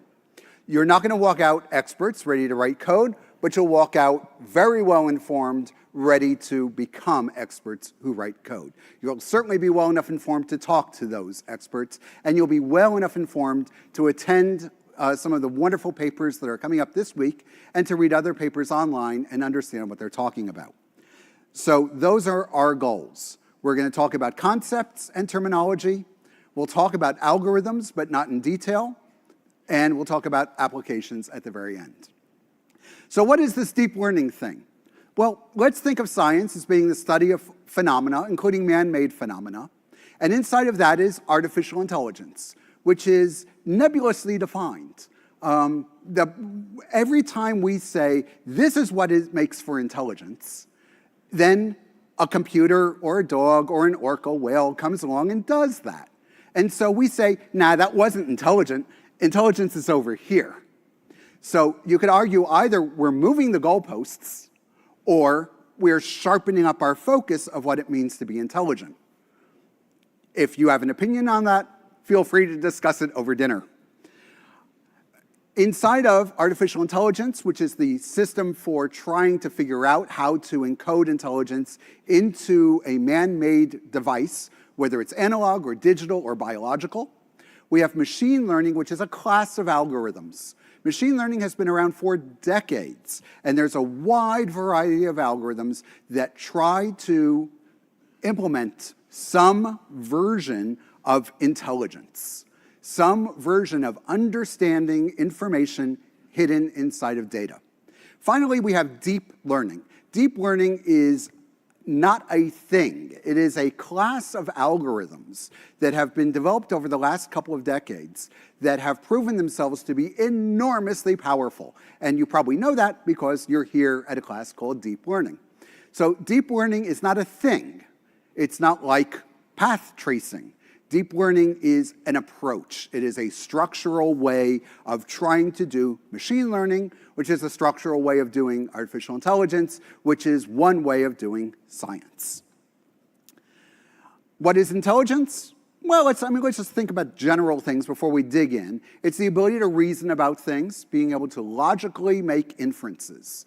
I know this, what else do I know? It's the ability to learn, Do I know something today that I didn't know yesterday? If so, that's pretty good intelligence. Can I plan? If I have something I need to do, can I work out the steps to get there? And can I solve a problem? Whether that problem is as simple as continuing to exist or eat food, or as rarefied as extracting a particular kind of information from a set of numerical data. Here are some things that we can do with deep learning and that people have done with deep learning. Let's just look at a bunch of quick applications before we dig in, so we're all on the same page. The post office needs to sort mail. So they've got to look at the zip code in the bottom right-hand corner. In the United States, we use a 5 or 9-digit zip code, and they're usually hand-drawn. So the post office wants a computer to be able to look at the envelope and figure out what those 5 digits are, and it wants to do it with extremely high accuracy and reliability. When you write a check, the bank wants to look at the numbers written in the upper corner and the words that you write in the middle. Those words are written in print, they're written in script, they're written with people scrawling, they're written with clear text, they're written by left-handers and right-handers. If you've ever tried to read a stranger's handwriting, you know what a challenge it is for a human to read a piece of handwriting. Imagine how hard it is for a computer, but we want computers to do this, and indeed, they're very good at it. Deep learning, of course, is able to do facial recognition. It can look at a picture of someone it has never seen in that form before. Different lighting, they're wearing a hat, there's shadows falling on their face, they're turned away, maybe they have some facial hair, and the system can say, that's a face, that's a person, that's a man, that's a 24-year-old man, that's your friend Bob. That's pretty amazing. That's one of the things we can do with deep learning. We can talk to our digital assistants. We have vibrations in the air. They turn into phonemes. The phonemes can be grouped into words, and then words can be grouped into a concept. Again, deep learning can do all of this.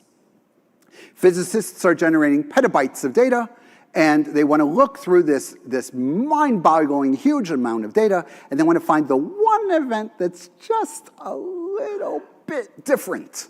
Imagine trying to do that by hand. You would never be able to have enough people looking at enough things without getting bored or cranky or tired. The computer has no trouble.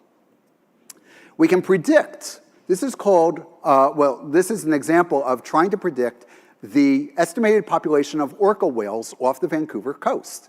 So we can look at the data for many years and we can say, where will it be next year? This is called prediction. It has another name. We also call this regression. You may think regression, there's nothing going backwards. Why do we call that regression?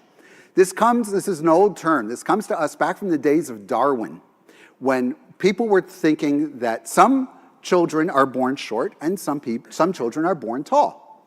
And some children are born in the middle, and they grow up into short, tall, and middle people. But the human race generally does not turn into 3 races.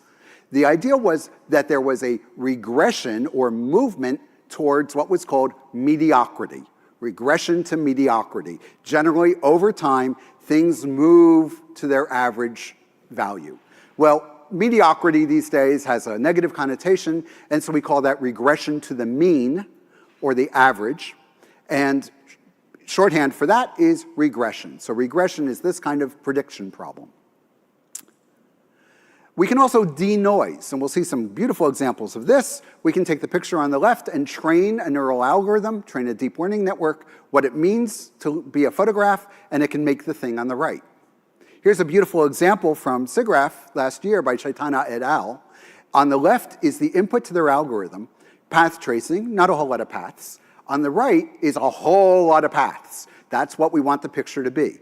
Their algorithm, using deep learning, can take the picture on the left and make the picture in the middle, which is astounding.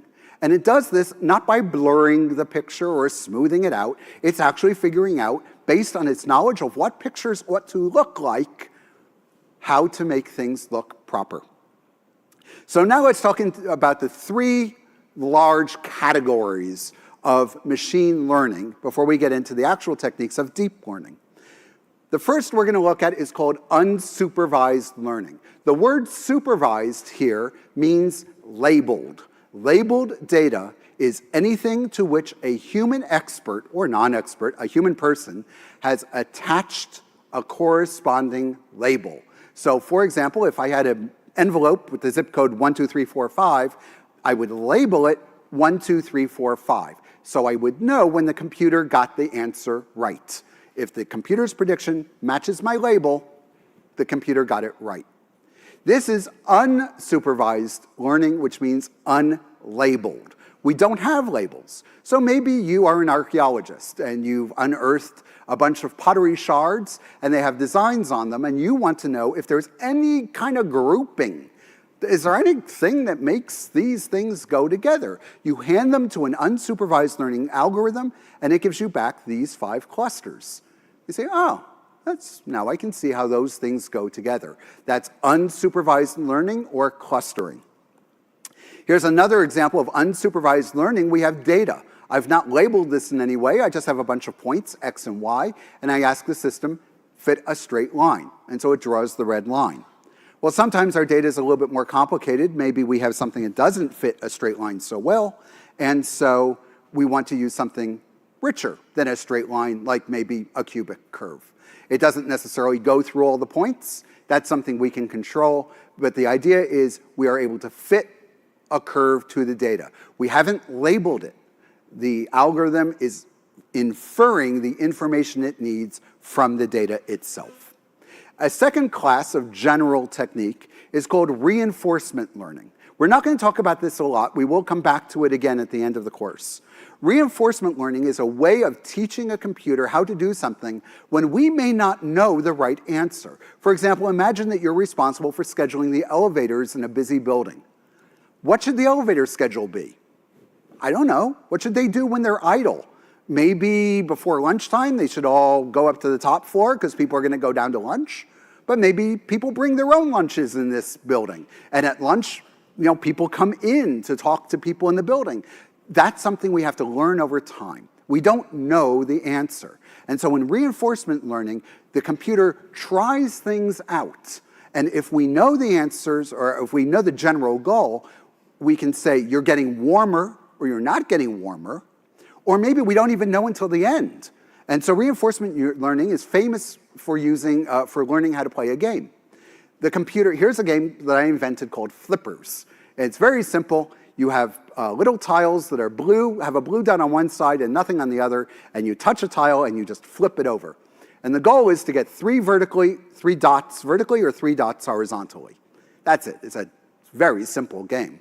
We can teach a computer to play this without giving it the rules by just letting it make moves. And we tell it when it wins. And we'll see later, there's a way for the system to propagate that information earlier and earlier into the game so it can look at this board and figure out what's the best move to make. This is great for a simple game like Flippers, but it's great for a game like Go, which has more board positions than there are atoms in the universe. So there's no way you're going to encode all those things, but you can still learn how to play. Supervised learning is the third category. Remember, supervised means labeled. So here's an example of trying to learn photographs from their labels. I've got 4 pictures. I've given them labels. So I can give this to a supervised learning algorithm, and I can try to teach it how to recognize birds and spoons and corkscrews and headphones and get the right answer. And it will learn that the thing 3 over from the left is a corkscrew and not a ship. If I labeled it ship, I would hope it would learn to say ship and not corkscrew. So this is supervised learning. Now, there's no way, even in one crash course, we can cover all 3 of these topics. So we're going to spend most of our time in supervised learning. But that's okay, because many of the basic ideas are extensible to the other techniques, and you will be able to read about them and pick them up, because you'll have enough of a core from what we're going to talk about today. So this is what we're going to focus on. First of all, it's the easiest to grasp, I believe. And second, it lets us use pictures. And this is SIGGRAPH, and pictures are great. It also, another value of using pictures is it's easy for us to know when the system got it right or wrong. If it's abstract data, it can be hard. We have to interpret a number and say, well, is it like the right numbers? I can look at a picture of a spoon, and if the system says that's a hummingbird, I know it's not. So let's look at the general technique for training one of these systems. What we'll do is we'll begin with a set of data. on the far left. And I'm going to split that data into two groups. One group is called the training set, and that's the set I'm looking at here. That's going to be about 75 or 80% of the data. The other 20 or 25% I'm going to set aside, and we're going to come back to it in just a moment. So I take 80% of my data, and I give it to my system. So in this case, supervised learning of images, I would hand it, let's say, 1,000 pictures, each one with a label. And I would ask it to predict the label for every picture. If it gets the label right, I do nothing. Because if it ain't broken, don't fix it. If it gets the label wrong, I adjust the network just a little bit so that the next time it sees that picture, it is more likely to give me the label I wanted. I'll go through all of my data in the training set, all 1,000 pictures, 10,000, 100,000, 1 million or more. And 1 million is not an unreasonable number of images to use for this kind of task. So I'll give it 1 million pictures and ask it to predict the label for each one, and each time it gets it wrong, we tweak it, and we'll see how to do that. That is called teaching with one epoch. One epoch means one pass through the data. Having passed through all the data, we start over again. And we run through all the data again for a second epoch, and then a third epoch, and a fourth epoch. And we just keep running through the data, tweaking the system after every incorrect answer until we hope eventually the answers get better and better and better. And then we stop either if the system is not getting better, meaning we've got to go back to the drawing board, or it's become good enough, in which case we deploy this system and hopefully take a well-earned vacation. The vacation stuff is not part of the formal algorithm, unfortunately. So this is the learning process. Now, when you're all done and you go to your boss or your intended website audience, whoever it is that you've created the system for, even yourself, you then want to know how good your system is. Now, we use that other 20 or 25% of the data that we set aside. That's called the test set. Now, we hand that 20% of the data, 2,000, 20,000, 200,000 pictures, and we ask the computer to predict the label for each one. So we hand it a bird, it says bird. We hand it a spoon, it says spoon. We say, great. We count the correct and incorrect answers. That tells us how accurate the system is. So if we want 80% accuracy and the system gets it 80% done or 80% correct, hooray, we're finished. If we want 90% accuracy and the system only gives us 80%, we go back to the beginning. We don't just train some more, and we'll see why. There's some subtlety in reusing the test data. And so that's something I want to say clearly now, and we'll get into some of the subtleties later. The test set is seen one time only, ever, at the very end. You can't reuse it. It's like seeing the exam questions on your final exam. If you've seen them, they're spoiled. You can't use that exam again. So the test set data can only be used once. The training data we use over and over and over and over and over, as many times as we need. So let's see how this might work in action. What we're going to do is we're going to identify digits, like the zip code problem. And we're going to use a ready-made data set that is the hello world of machine learning. It's called MNIST. NIST stands for the National Institute of Science and Technology, or Standards and Technology, which is a US government agency. M stands for modified, because NIST took this data and modified it so that every digit is centered in a 28 by 28 square. And it's black and white, and the brightest pixel is white. So, the pictures have all been given a standard configuration. There are 70,000 of these digits in the MNIST data set. And the MNIST data set has been pre-split for us. You download this online. Every machine learning library has like a one-line call that says, download MNIST. And it just grabs it from the net and sets it up and prepares it for you. This is hello world. Everything just pulls it right on in. It has been already split for us into 60,000 images in the training set and 10,000 images in the test set. So when we download it, we get that split. Our goal is to build a system that when it's handed a 3, says it's a 3. Handed a 7, it says it's a 7. Here are 100 random digits that I pulled out of MNIST. I just pulled out 10 of each label because, again, we're doing supervised learning. We're doing labeled learning. So every MNIST image has a hand-assigned label. All the 5s have a 5. All the 7s have a 7. And notice the variation. Some of the 2s have loops. Some of these things are drawn with thick lines, some thin lines. Some seem to be drawn left-handed. There's a wide variation. In fact, that 9 in the bottom left-hand corner has got some extra little schmutz in the corner. That's all stuff we want to handle. People love the MNIST data set because it's big enough with 60,000 training images. It's big enough for us to be able to build a real system and experiment with it. It's not so big, it's unwieldy, and it's visual so we can see the results. So before we talk about the deep learning solution for this, let's talk about what was the previous great answer, which was called an expert system. In an expert system, you go to an expert, a human expert, and you say, how do you do your job? And then you write down all the things they say. I'm just going to mention, I see some people standing up in the back. If you'd like to sit, there's a group of seats over here, and there are also some seats around the front up here, if you'd like to sit down. So we go to a human expert and we say, how do you know an 8 from an 8? How do you know a 3 from a 2? And they say, well, here's how I do a 7. There's a horizontal line at the top, there's a diagonal line, and the horizontal and the diagonal join up in the upper right. Well, maybe 1s look like that too, but it's a place to start. And so we start sorting the mail until we hit that. Oh, some people put a stroke through the middle of their 7. So now we add another rule.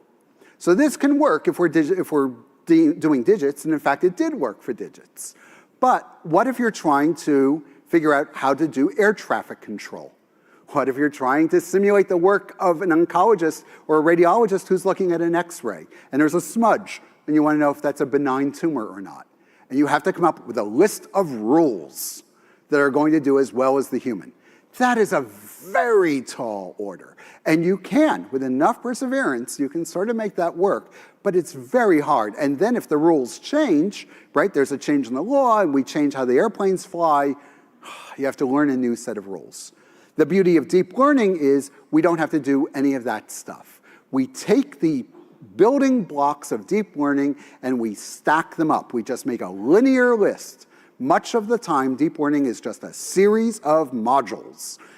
And we stack them up just like Lego. And that's why it's called deep learning. The idea was we make this tower of Legos, and standing at the top and looking down, the tower is deep. It could have been called high learning if we'd been looking at the bottom. If we stacked them left and right, it could have been called wide learning. Those names didn't stick. What stuck was, we're going to look down from the top. It's deep learning. So, okay, we're going to do deep learning.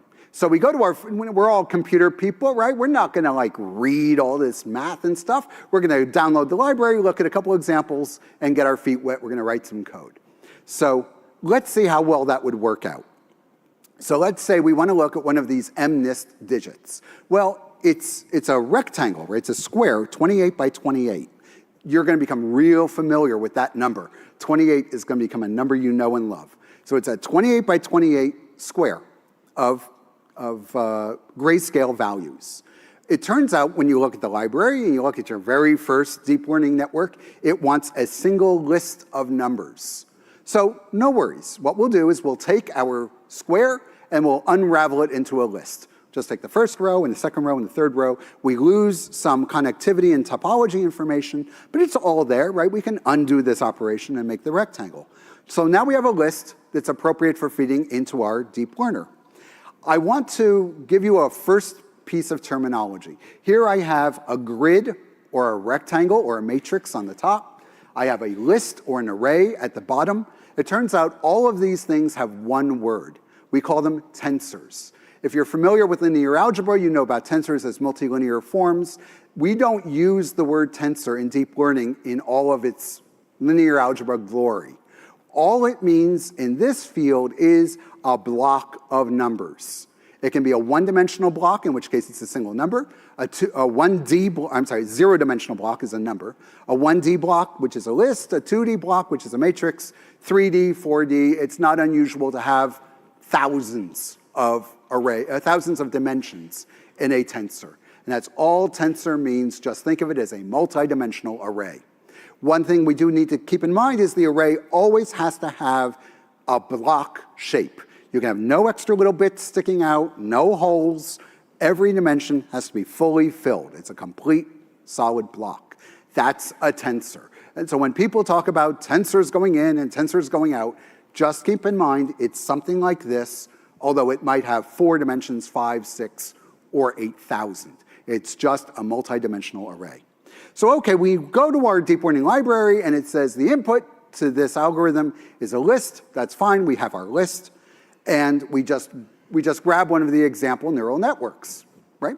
So here's an example neural network. I've got 2 layers, one stacked above the other.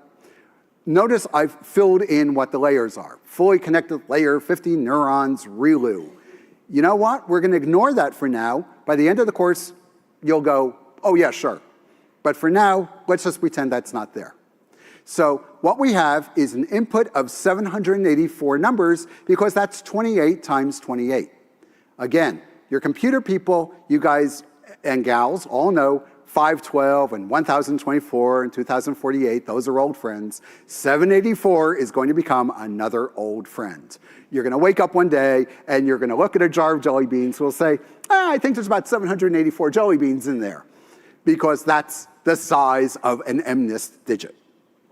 So okay, we have 784 numbers going into our first layer, which does whatever it does. 700, some number of values going into the next layer, it does whatever it does. And coming out of the top of the last layer are 10 outputs, 1 for each label in our input. And our inputs are labeled 0 through 9. So we have 10 outputs, 0 through 9. Each output is a real number. Whichever output has the largest value, they could have negative values, right? But whichever one has the largest value, that's the prediction of the network. So let's go ahead and run this, right? Because it came out of the library. Again, this is what we do experimentally. Let's go ahead and run it. So we put it together. We do just what I showed you just now. And here's the results. It's awful. This is terrible. Don't worry about the 2 colored lines.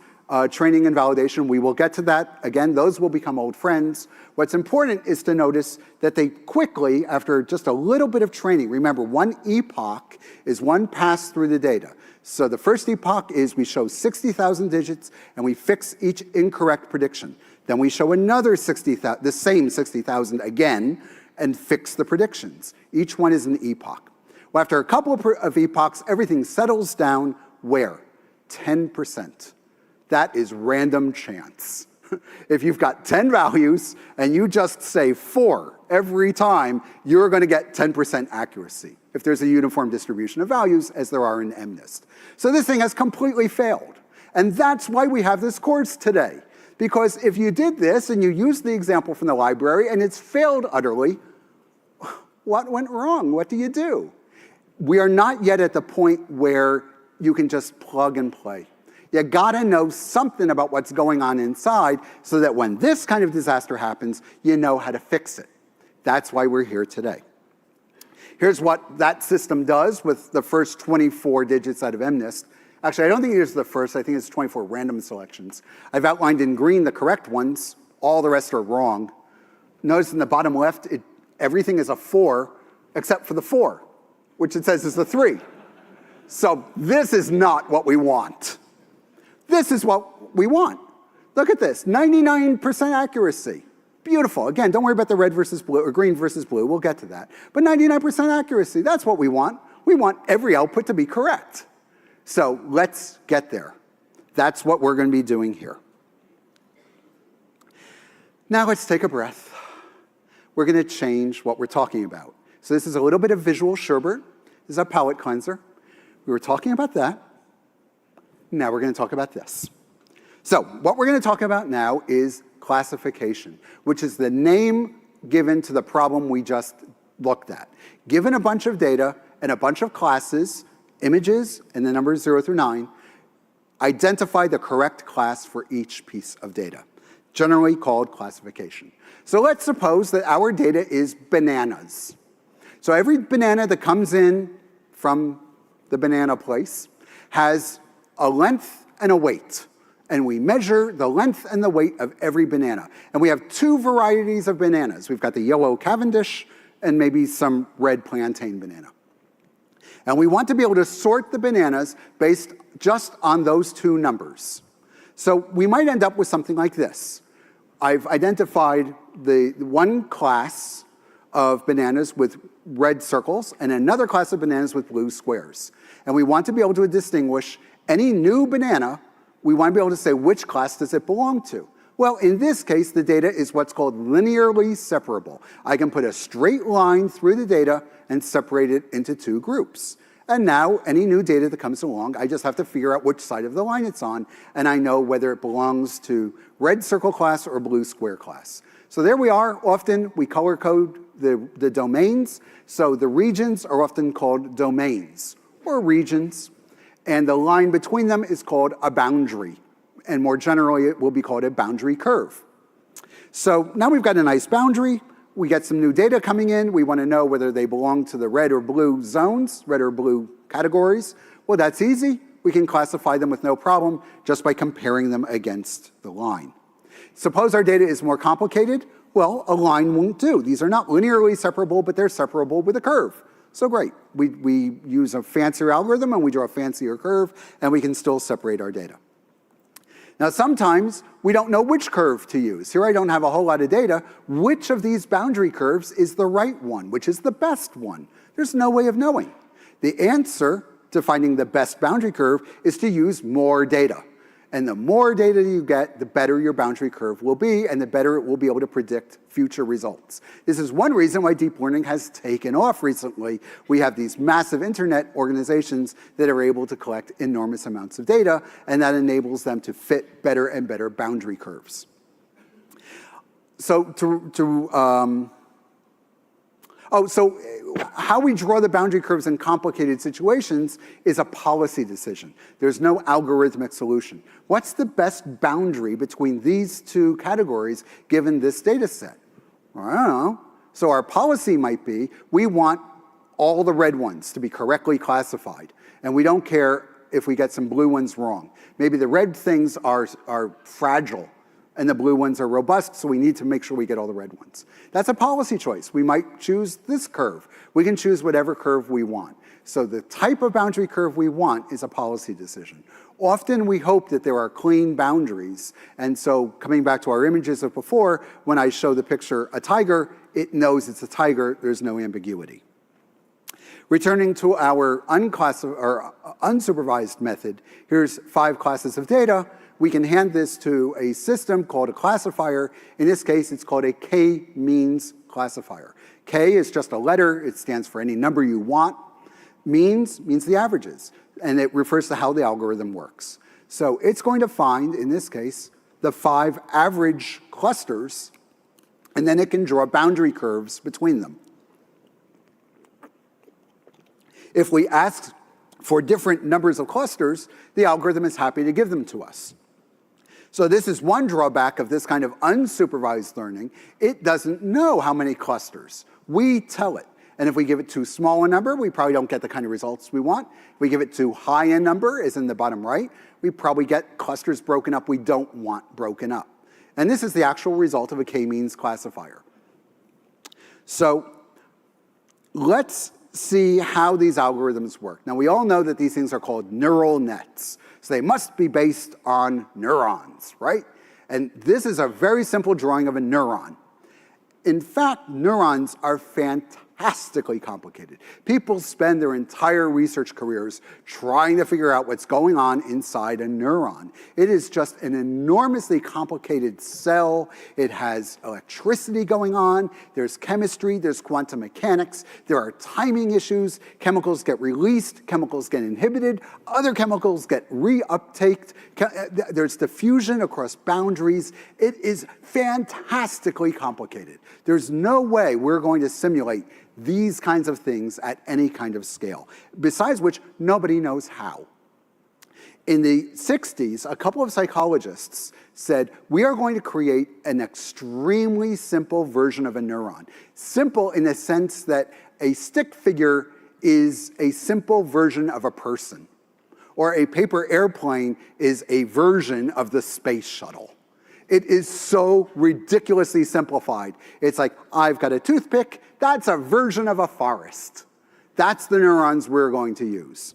And they really shouldn't even be called neurons, and there's a lot of argument about this. Some people like to call them units, just because neurons, it leads to the popular press talking about artificial brains, and things just get out of control. We are not simulating neurons at all. Here's what our quote-unquote neurons look like. And unfortunately, the name neuron has stuck. We're going to begin with a real number as an input. That's just, any real number, minus 1.3171, whatever. And a weight, which is another real number. And we'll multiply them together. And maybe we'll have a second input, which has its own weight. And maybe we'll have a few more inputs. We get to decide how many inputs we want. And each one has its own weight. So we have 8 real numbers here. 4 of them come in as inputs. 4 of them we pick as weights. Now we're going to take those outputs, add them all up, and pass them through a little threshold. In this case, it says if the sum is greater than 0, I'll output a 1. Otherwise, I'll output a -1.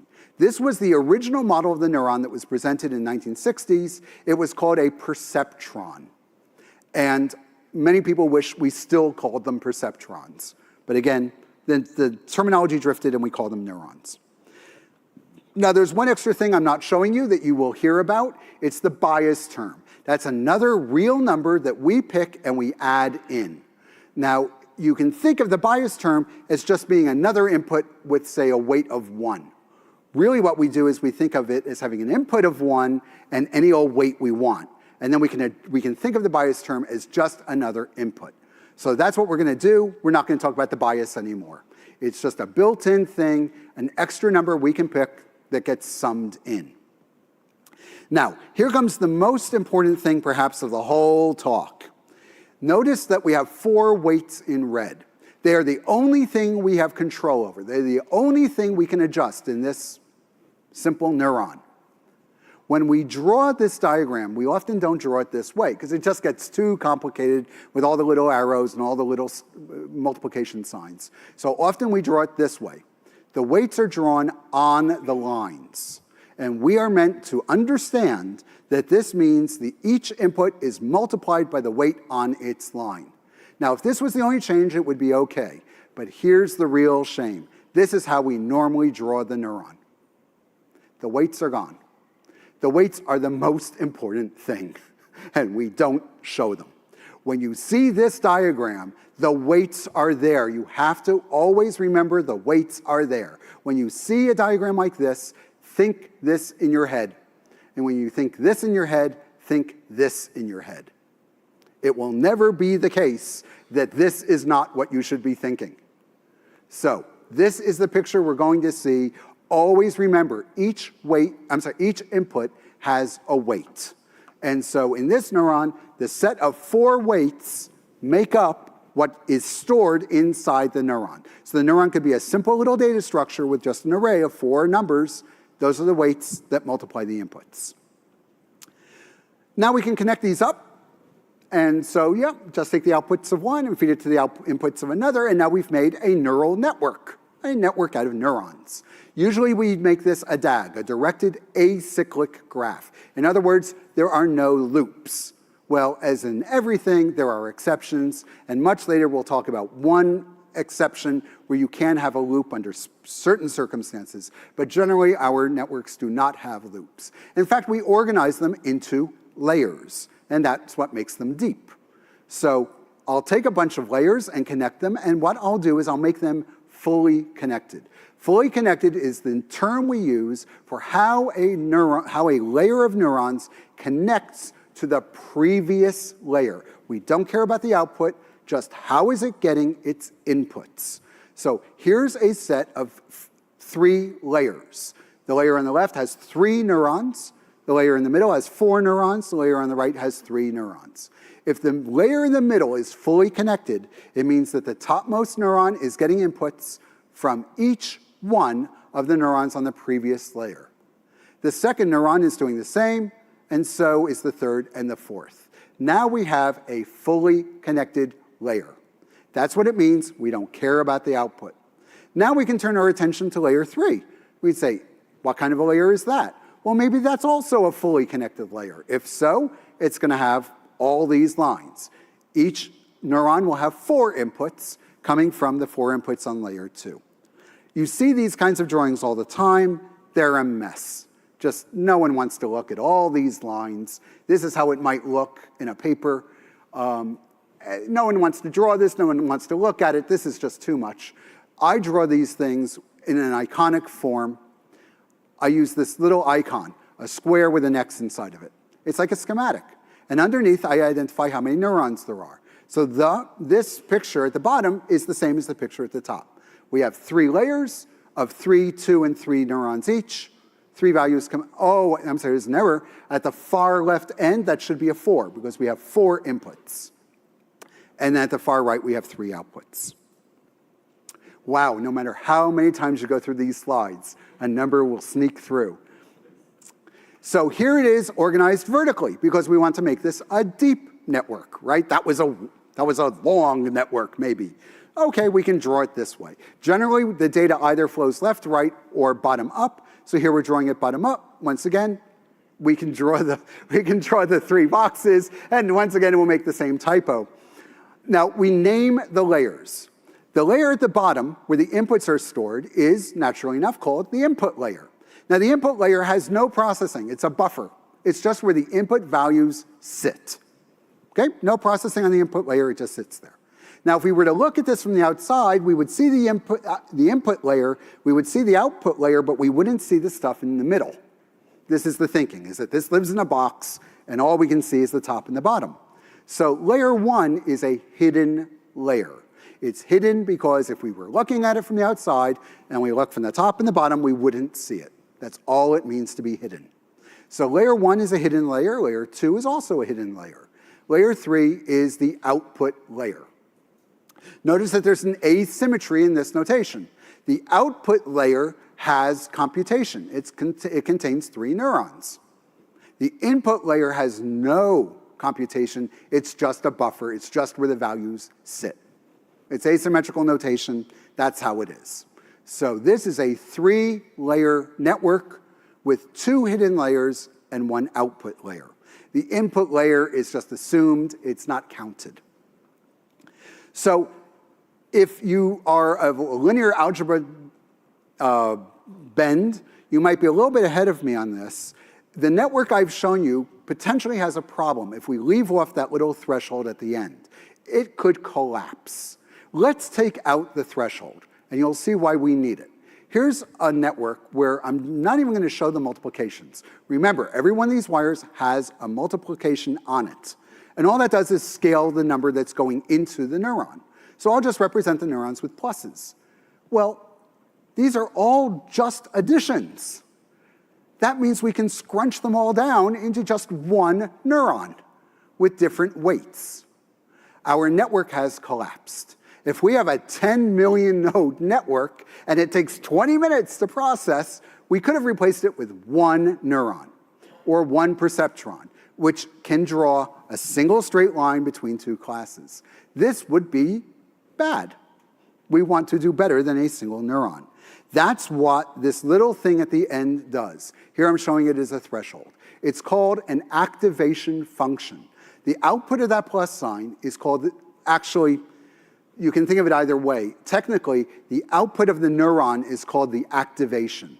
That is the value that comes out of the neuron. That's the activation. The activation is produced by that little function at the end called an activation function. The activation function of the threshold was chosen by the early perceptron paper because that seems to be what real neurons do. They actually, biochemically, there's a process that goes on with electricity and biochemistry and all that stuff, such that if certain inputs exceed a threshold, something happens, and information flows down to the outputs. So they said, sure, we'll use a threshold. It turns out that there are other activation functions that people have looked at. One of the most popular, and the one you'll see 90% of the time, if not more, is called the ReLU. That stands for Rectified Linear Unit. It's just the value 0 for any input that's less than 0, and the input itself for any value greater than 0. You can think of it as the max of input and 0. Anything greater than 0 doesn't change. Anything less than 0 is 0. Now, there are other activation functions that people have tried.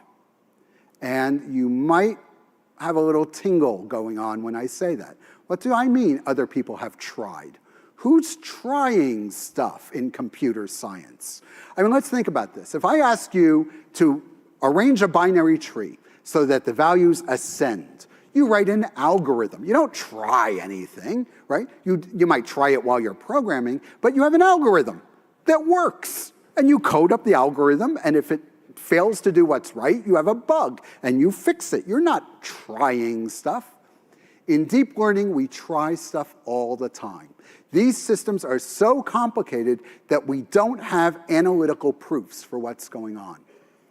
What we have is a lot of experimentation, a lot of trial and error, a lot of papers that say, you know what, I tried this thing, and against the standard reference data sets, it seemed to work better.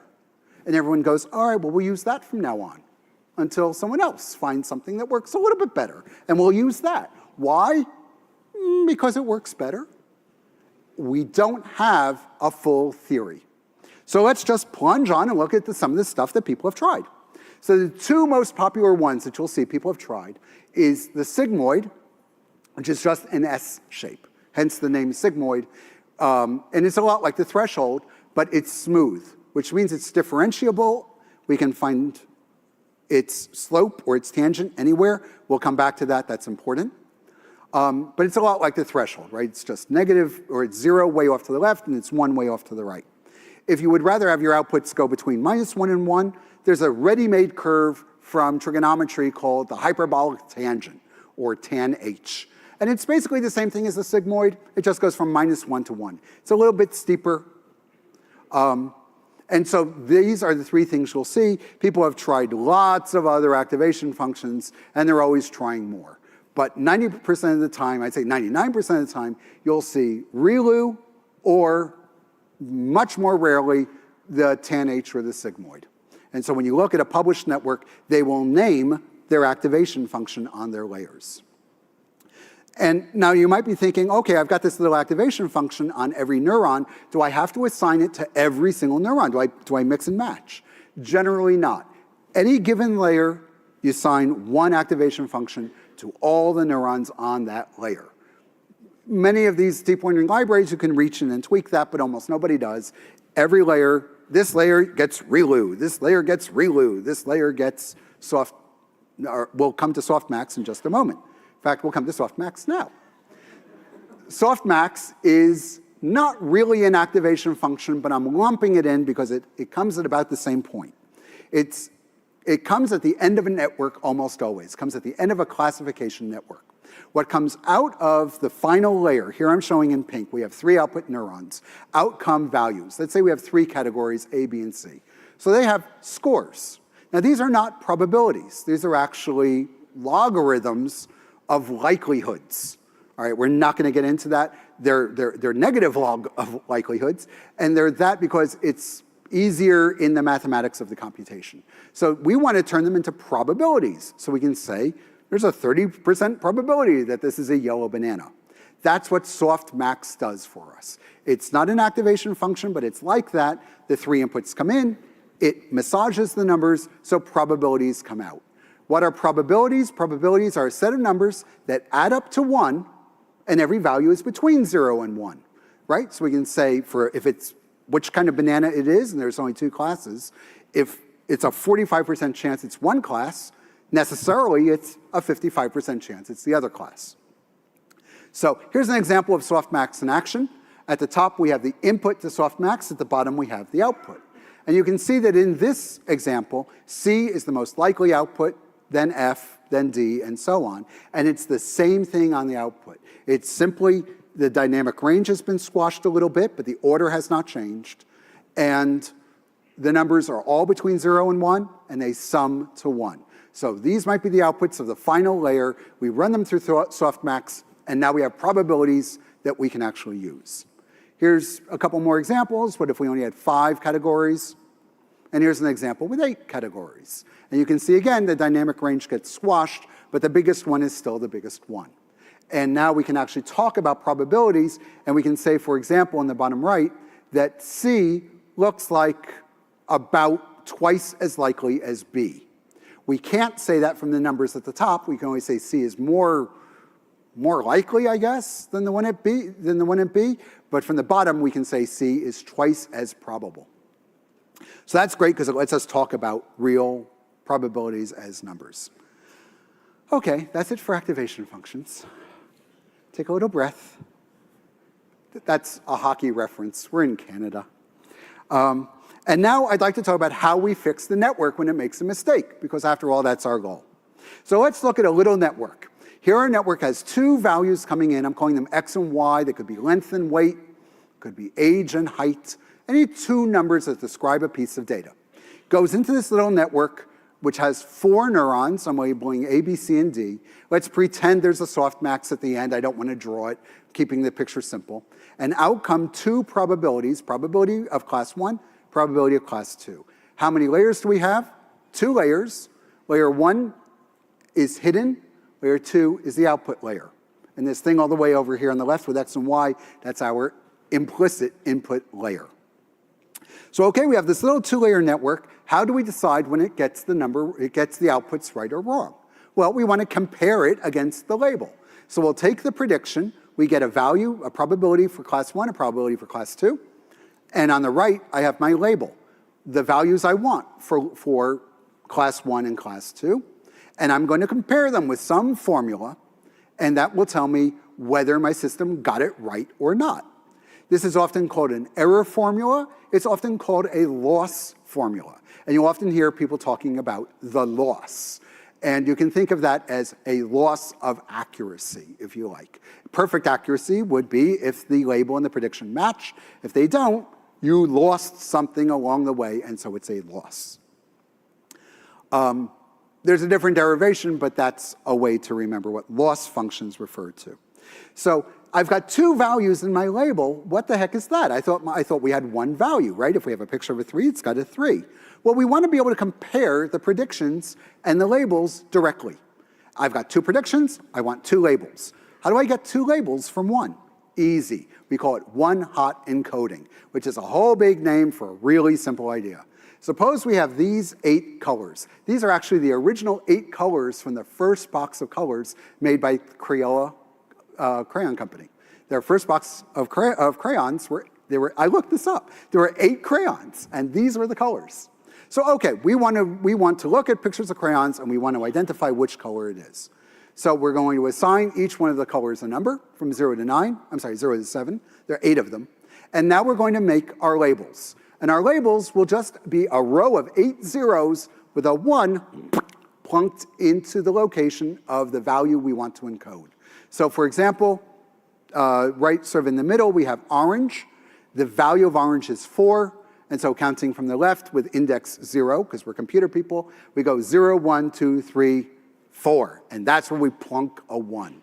That label means we want the system to be 100% positive that that crayon is orange, and 0% positive, or rather 0% probable that it's any of the other colors. So that's all one-hot encoding is. So now I can take my one-hot encoded label, I can compare it against my prediction, and if my system is right, if I gave it a green crayon and it said the probability of green is 1 and the probability of everything else is 0, we have a perfect match and 0 error. If it's anything else, we're going to have a positive error. So how are we going to learn from our errors? We use a technique called gradient descent. Now, gradient comes to us from calculus, and we're not going to do the calculus, but we'll look at the idea. Let's suppose that our input is 2 values, the way we've been looking at, X and Y, length and weight, and above each value, we will draw the error. So we'll take our system and we'll run in, actually let me change that. Let's look at the weights going into one of the neurons. So neuron A had 2 numbers coming in, right? The X and Y, the inputs. And it has 2 weights. a weight for the first one and a weight for the second one. So I will just march the first value, the first weight, say between -10 and 10. And then I'll increment the second one, and I'll march the first one -10 to 10. In other words, I'll build up a big mesh of all the different values for the weights, and I'll run them through the system, and I'll measure the error for each one. I would get a surface like this. In some places, the error is high. In some places, the error is low. What I want is the lowest error. I want to find the values of the weights such that the output of the neuron, and it finally makes its way to the output of the entire network, and we compare the labels, the error is 0. Well, how do we move downhill? This is a huge problem in mathematics. We're going to take an easy answer. We're going to drop some water on it, and we're going to watch the way the water rolls. This is called following the gradient. The gradient tells us the direction in which the surface is sloping. In fact, the gradient, and some people are picky about this, so I'll tell you, the gradient tells us how to go uphill fastest. Its exact opposite, always 180 degrees opposite, is the negative gradient, and that tells us how to go downhill. So we're going to follow the negative gradient, and almost nobody says that. People say, we're going to follow the gradient. And if someone's very particular, they'll go, you mean the negative gradient? Yes, I do. So what is this negative gradient? Well, let's look at it in 2 dimensions where we call it the derivative. Here is my output, my error. I'm going to call that y. And here's the value of my weight. I'll call that x. For any given value of the weight, I can find the error. That's the blue curve. So I'll just try all the different values of the weight and push it all the way through the network and find the error, and that's the height of the blue curve. At any point on that curve, I can find the slope, which is called the derivative. Depending on which way the slope is going, I know whether the curve is going to go uphill or downhill if I move left or right. I can find the slope anywhere on a curve. Now here I've drawn them all the same size. In a moment we'll see, in fact, the slope is bigger the steeper the curve is. So let's look at a little example. We're going to start with the weight at the location of the star. We go up to the surface, the blue line, big black dot, and we find the derivative. The derivative is sloping negatively. It's going down to the right. We go, oh, if I want to go uphill on the surface, I move negatively. I go to the left. So we take a movement to the left, we compare, and now the slope is a little bit less, but still negative, so we move left a little bit less, and we just keep doing that until we hit the top of the hill. And now the slope is not moving. The derivative is 0. And in fact, the way we typically draw this is a line of 0 length, but I wanted you to see the derivative, so I've drawn it. But this means we're at the top of the hill. Well, if we want to move downhill, we just do the opposite. We measure the gradient. The gradient says, go to the left if you want to go up. We say, thank you, we'll move to the right because we want to go down. And as long as the gradient keeps telling us, move to the left to go up, we'll move to the right to go down until we hit the bottom of the hill. Now we stop when we reach the bottom or the top or someplace that tells us to stop. Let's look at those examples. So here's the surface. We're going to just follow the gradient step by step, working our way down. If we hit the bottom of a valley, we can stop because the bottom of a valley, very locally at the very, very, very bottom of the valley, the surface is flat. There will be no gradient. There's no downhill to go. So we stop. Same thing at the top of a hill. There's no uphill to go to. And so we stop. This is unstable, of course. A tiny little push will be careening down the side. But if we're exactly at the top, we don't move. There are other situations. In 3D, we can have a saddle. You move in those directions, you go up. You move in those directions, you go down. So things get interesting and complicated, but let's not worry about that. We're just going to follow this gradient and hope we don't get into trouble.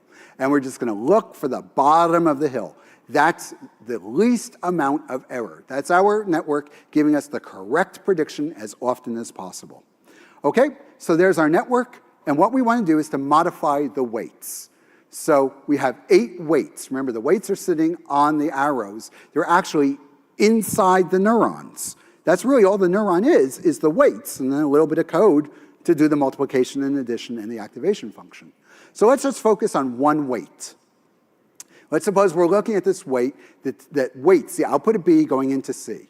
And what I'll do, conceptually, is I'll take that number, I'll keep the inputs fixed, I'll keep everything else fixed, and I'll just wiggle that weight, and I'll watch the output. So suppose now the weight's just a real number, right? Suppose it's 3. I'll make it 3.1. Boop. And we'll see if the error goes up or down. Maybe the error goes down. You go, oh, that's good. How about 3.2? The error keeps going down. Oh, great, 3.3, the error's going up. No, all right, that wasn't so good. And maybe I jiggle around until I find the best value of that weight. Notice what just happened. The error went down. The system is more likely now to give me the answer I wanted. My system has just learned. That is the heart of the learning process. We adjust the little weights, one by one, real numbers. We just think with them, up or down, watching the output to make the output go down fast. And all the technology we're going to get into is designed to do this efficiently. We don't go in, we don't do what I just described. That was a conceptual model. We do it more efficiently, but that's the idea. And now we just, cook up more efficient algorithms to do that. So we're going to do that for all the weights. Now you might be saying, wait a second, these weights are interacting. If I change one of them, it might change the numbers that are coming out of the other neurons. Yeah, you bet. They're interacting like crazy. So we'll only change them by a little bit, and that'll probably be okay. And that's how we do it. And you'll see that there is a number that we choose called the learning rate, and we'll talk about this soon. And that is the master knob that we use to make sure that we don't go too fast, we don't go too slow, we make it work. And we'll come back to that. So that is the essence. We are doing what is called gradient descent. We find the slope. We find out which way we want to move that weight. We follow the gradient. We follow the slope of that error curve to try to make the error go down. So we're following the gradient or the slope, and we are descending. We're going downhill to try to get to the lowest error. Gradient descent is the name of that technique. Now, the way we do gradient descent effectively and efficiently is a technique called backpropagation. Backpropagation is a beautiful numerical algorithm. It's been rediscovered and republished under different names at least a half a dozen times since the 70s. In neural networks, we call it backpropagation because that's the name it was given when it was published in this field. And it's probably been rediscovered other times, but not published. It's a beautiful algorithm, but it's subtle, and we're not going to go into it here. I have a free online chapter of my book that goes into backpropagation. It's basically, if you're familiar with calculus, it's the chain rule. And so if you're familiar with multidimensional chain rules, backprop will be nothing for you. If you're not familiar with that sort of stuff, that was like back in your history, again, I have a chapter in my book that does it all with no math, and it's available online for you to read right now for free. So let me just give you the idea of backpropagation. The idea of backprop is to tell each of these weights what the gradient is. So first we do backpropagation, and every weight says, oh, do I want to go uphill or downhill? Well, you want to go uphill, you want to go downhill, you want to increase, you want to decrease, you want to increase, you want to decrease. Once that's been done by backprop, which is what it's often called, then we do gradient descent. We say, oh, I know how much I want to wiggle each one, now I'll wiggle each weight. That's the two-step process in learning. Backprop is what made this all practical. So in backprop, let's say we have this network. I just want to give you the flavor of backprop. We compute for a given input, we compute the outputs, we compare that against the label, we get an error, and then we say, how dependent is the error on, let's say, the output of the last neuron, the neuron I'm showing in dark brown, the one that outputs probability 1. If I know that I want the output of probability 1, let's say, to go up, then I can just look at the 3 weights, or in this case, 3 weights, and I can determine which way to move each of those 3 weights to make the output go up. Sometimes I want to make them go down. I mean, the inputs might be positive or negative. So based on the inputs I have and the values I have, I can determine whether I want each weight to go up or down to get the correct change in P1. Well, I'll do the same thing for P2, and now comes the beauty of backprop. I can change the output, I can change the weights in the previous layer. This is why it's called back propagation. I'm propagating or moving backwards based on the changes I have in P1 and P2, the gradients there. So for example, I say, you know, I want P1 to go up. I can then look at the brown circle and I can say, what do I do to each of the weights to cause P1 to go up? And I adjust them. I can do the same thing for that brown circle and that brown circle. Now I move my step backwards again. And I can do each of the 4 neurons in the previous layer. So I can do all 4 neurons, notice, in parallel. So this works great on a GPU, and we can fit this, we can write this as a matrix multiplication, and this can all go very efficiently. So this is the heart of backpropagation. One thing that's important to know, if you read about backprop online, is many people describe this as moving the error backwards, and it is not what we're doing. We're moving the gradient backwards. Remember, what we want is we want each neuron and each weight to know its gradient. Do I want to wiggle that weight? Do I want to make it bigger or smaller? That's what I want to know. I want to know the gradient. That's what backprop is pushing back, that information. Do you want to go up or do you want to go down? It's not pushing back the error. It's pushing back the gradient of the final error. Okay, so that's backprop, and we can push it all the way back to the first layer. So now let's put it all together. Let's learn with gradient descent. So back to our error surface. We're going to start up somewhere, and we're going to generate our output. We're going to get our error. We're going to use backpropagation to push the error gradient all the way back, telling every weight how it should move, and then we'll adjust each weight up or down. Now remember, I said before, we're going to control how much we change each weight, and here is the single most important parameter in deep learning, the learning rate. It is written with this Greek letter eta. It's like a little N with a tail. Eta is the size of the step we take when we adjust each weight. Is too big a number, the thing's going to go wild. Is too small a number, things are never going to change very much. What's the right value? You experiment. You try a bunch of them and you see what works. This is the single most important. If you were to build the simplest deep learning system you could, you would build a deep learning system that had one knob as a control, and it would be this. How big a step do you take in the gradient descent step? So let's take a look at how we do this, because a lot of clever ways have been designed to make this more efficient. So here I have a weight. Let's say it has value W2, and the error is B. The gradient, or derivative, I'm labeling as G. And notice underneath, I'm writing eta times G. Here I've picked eta to be about 0.8. So that arrow is about 80%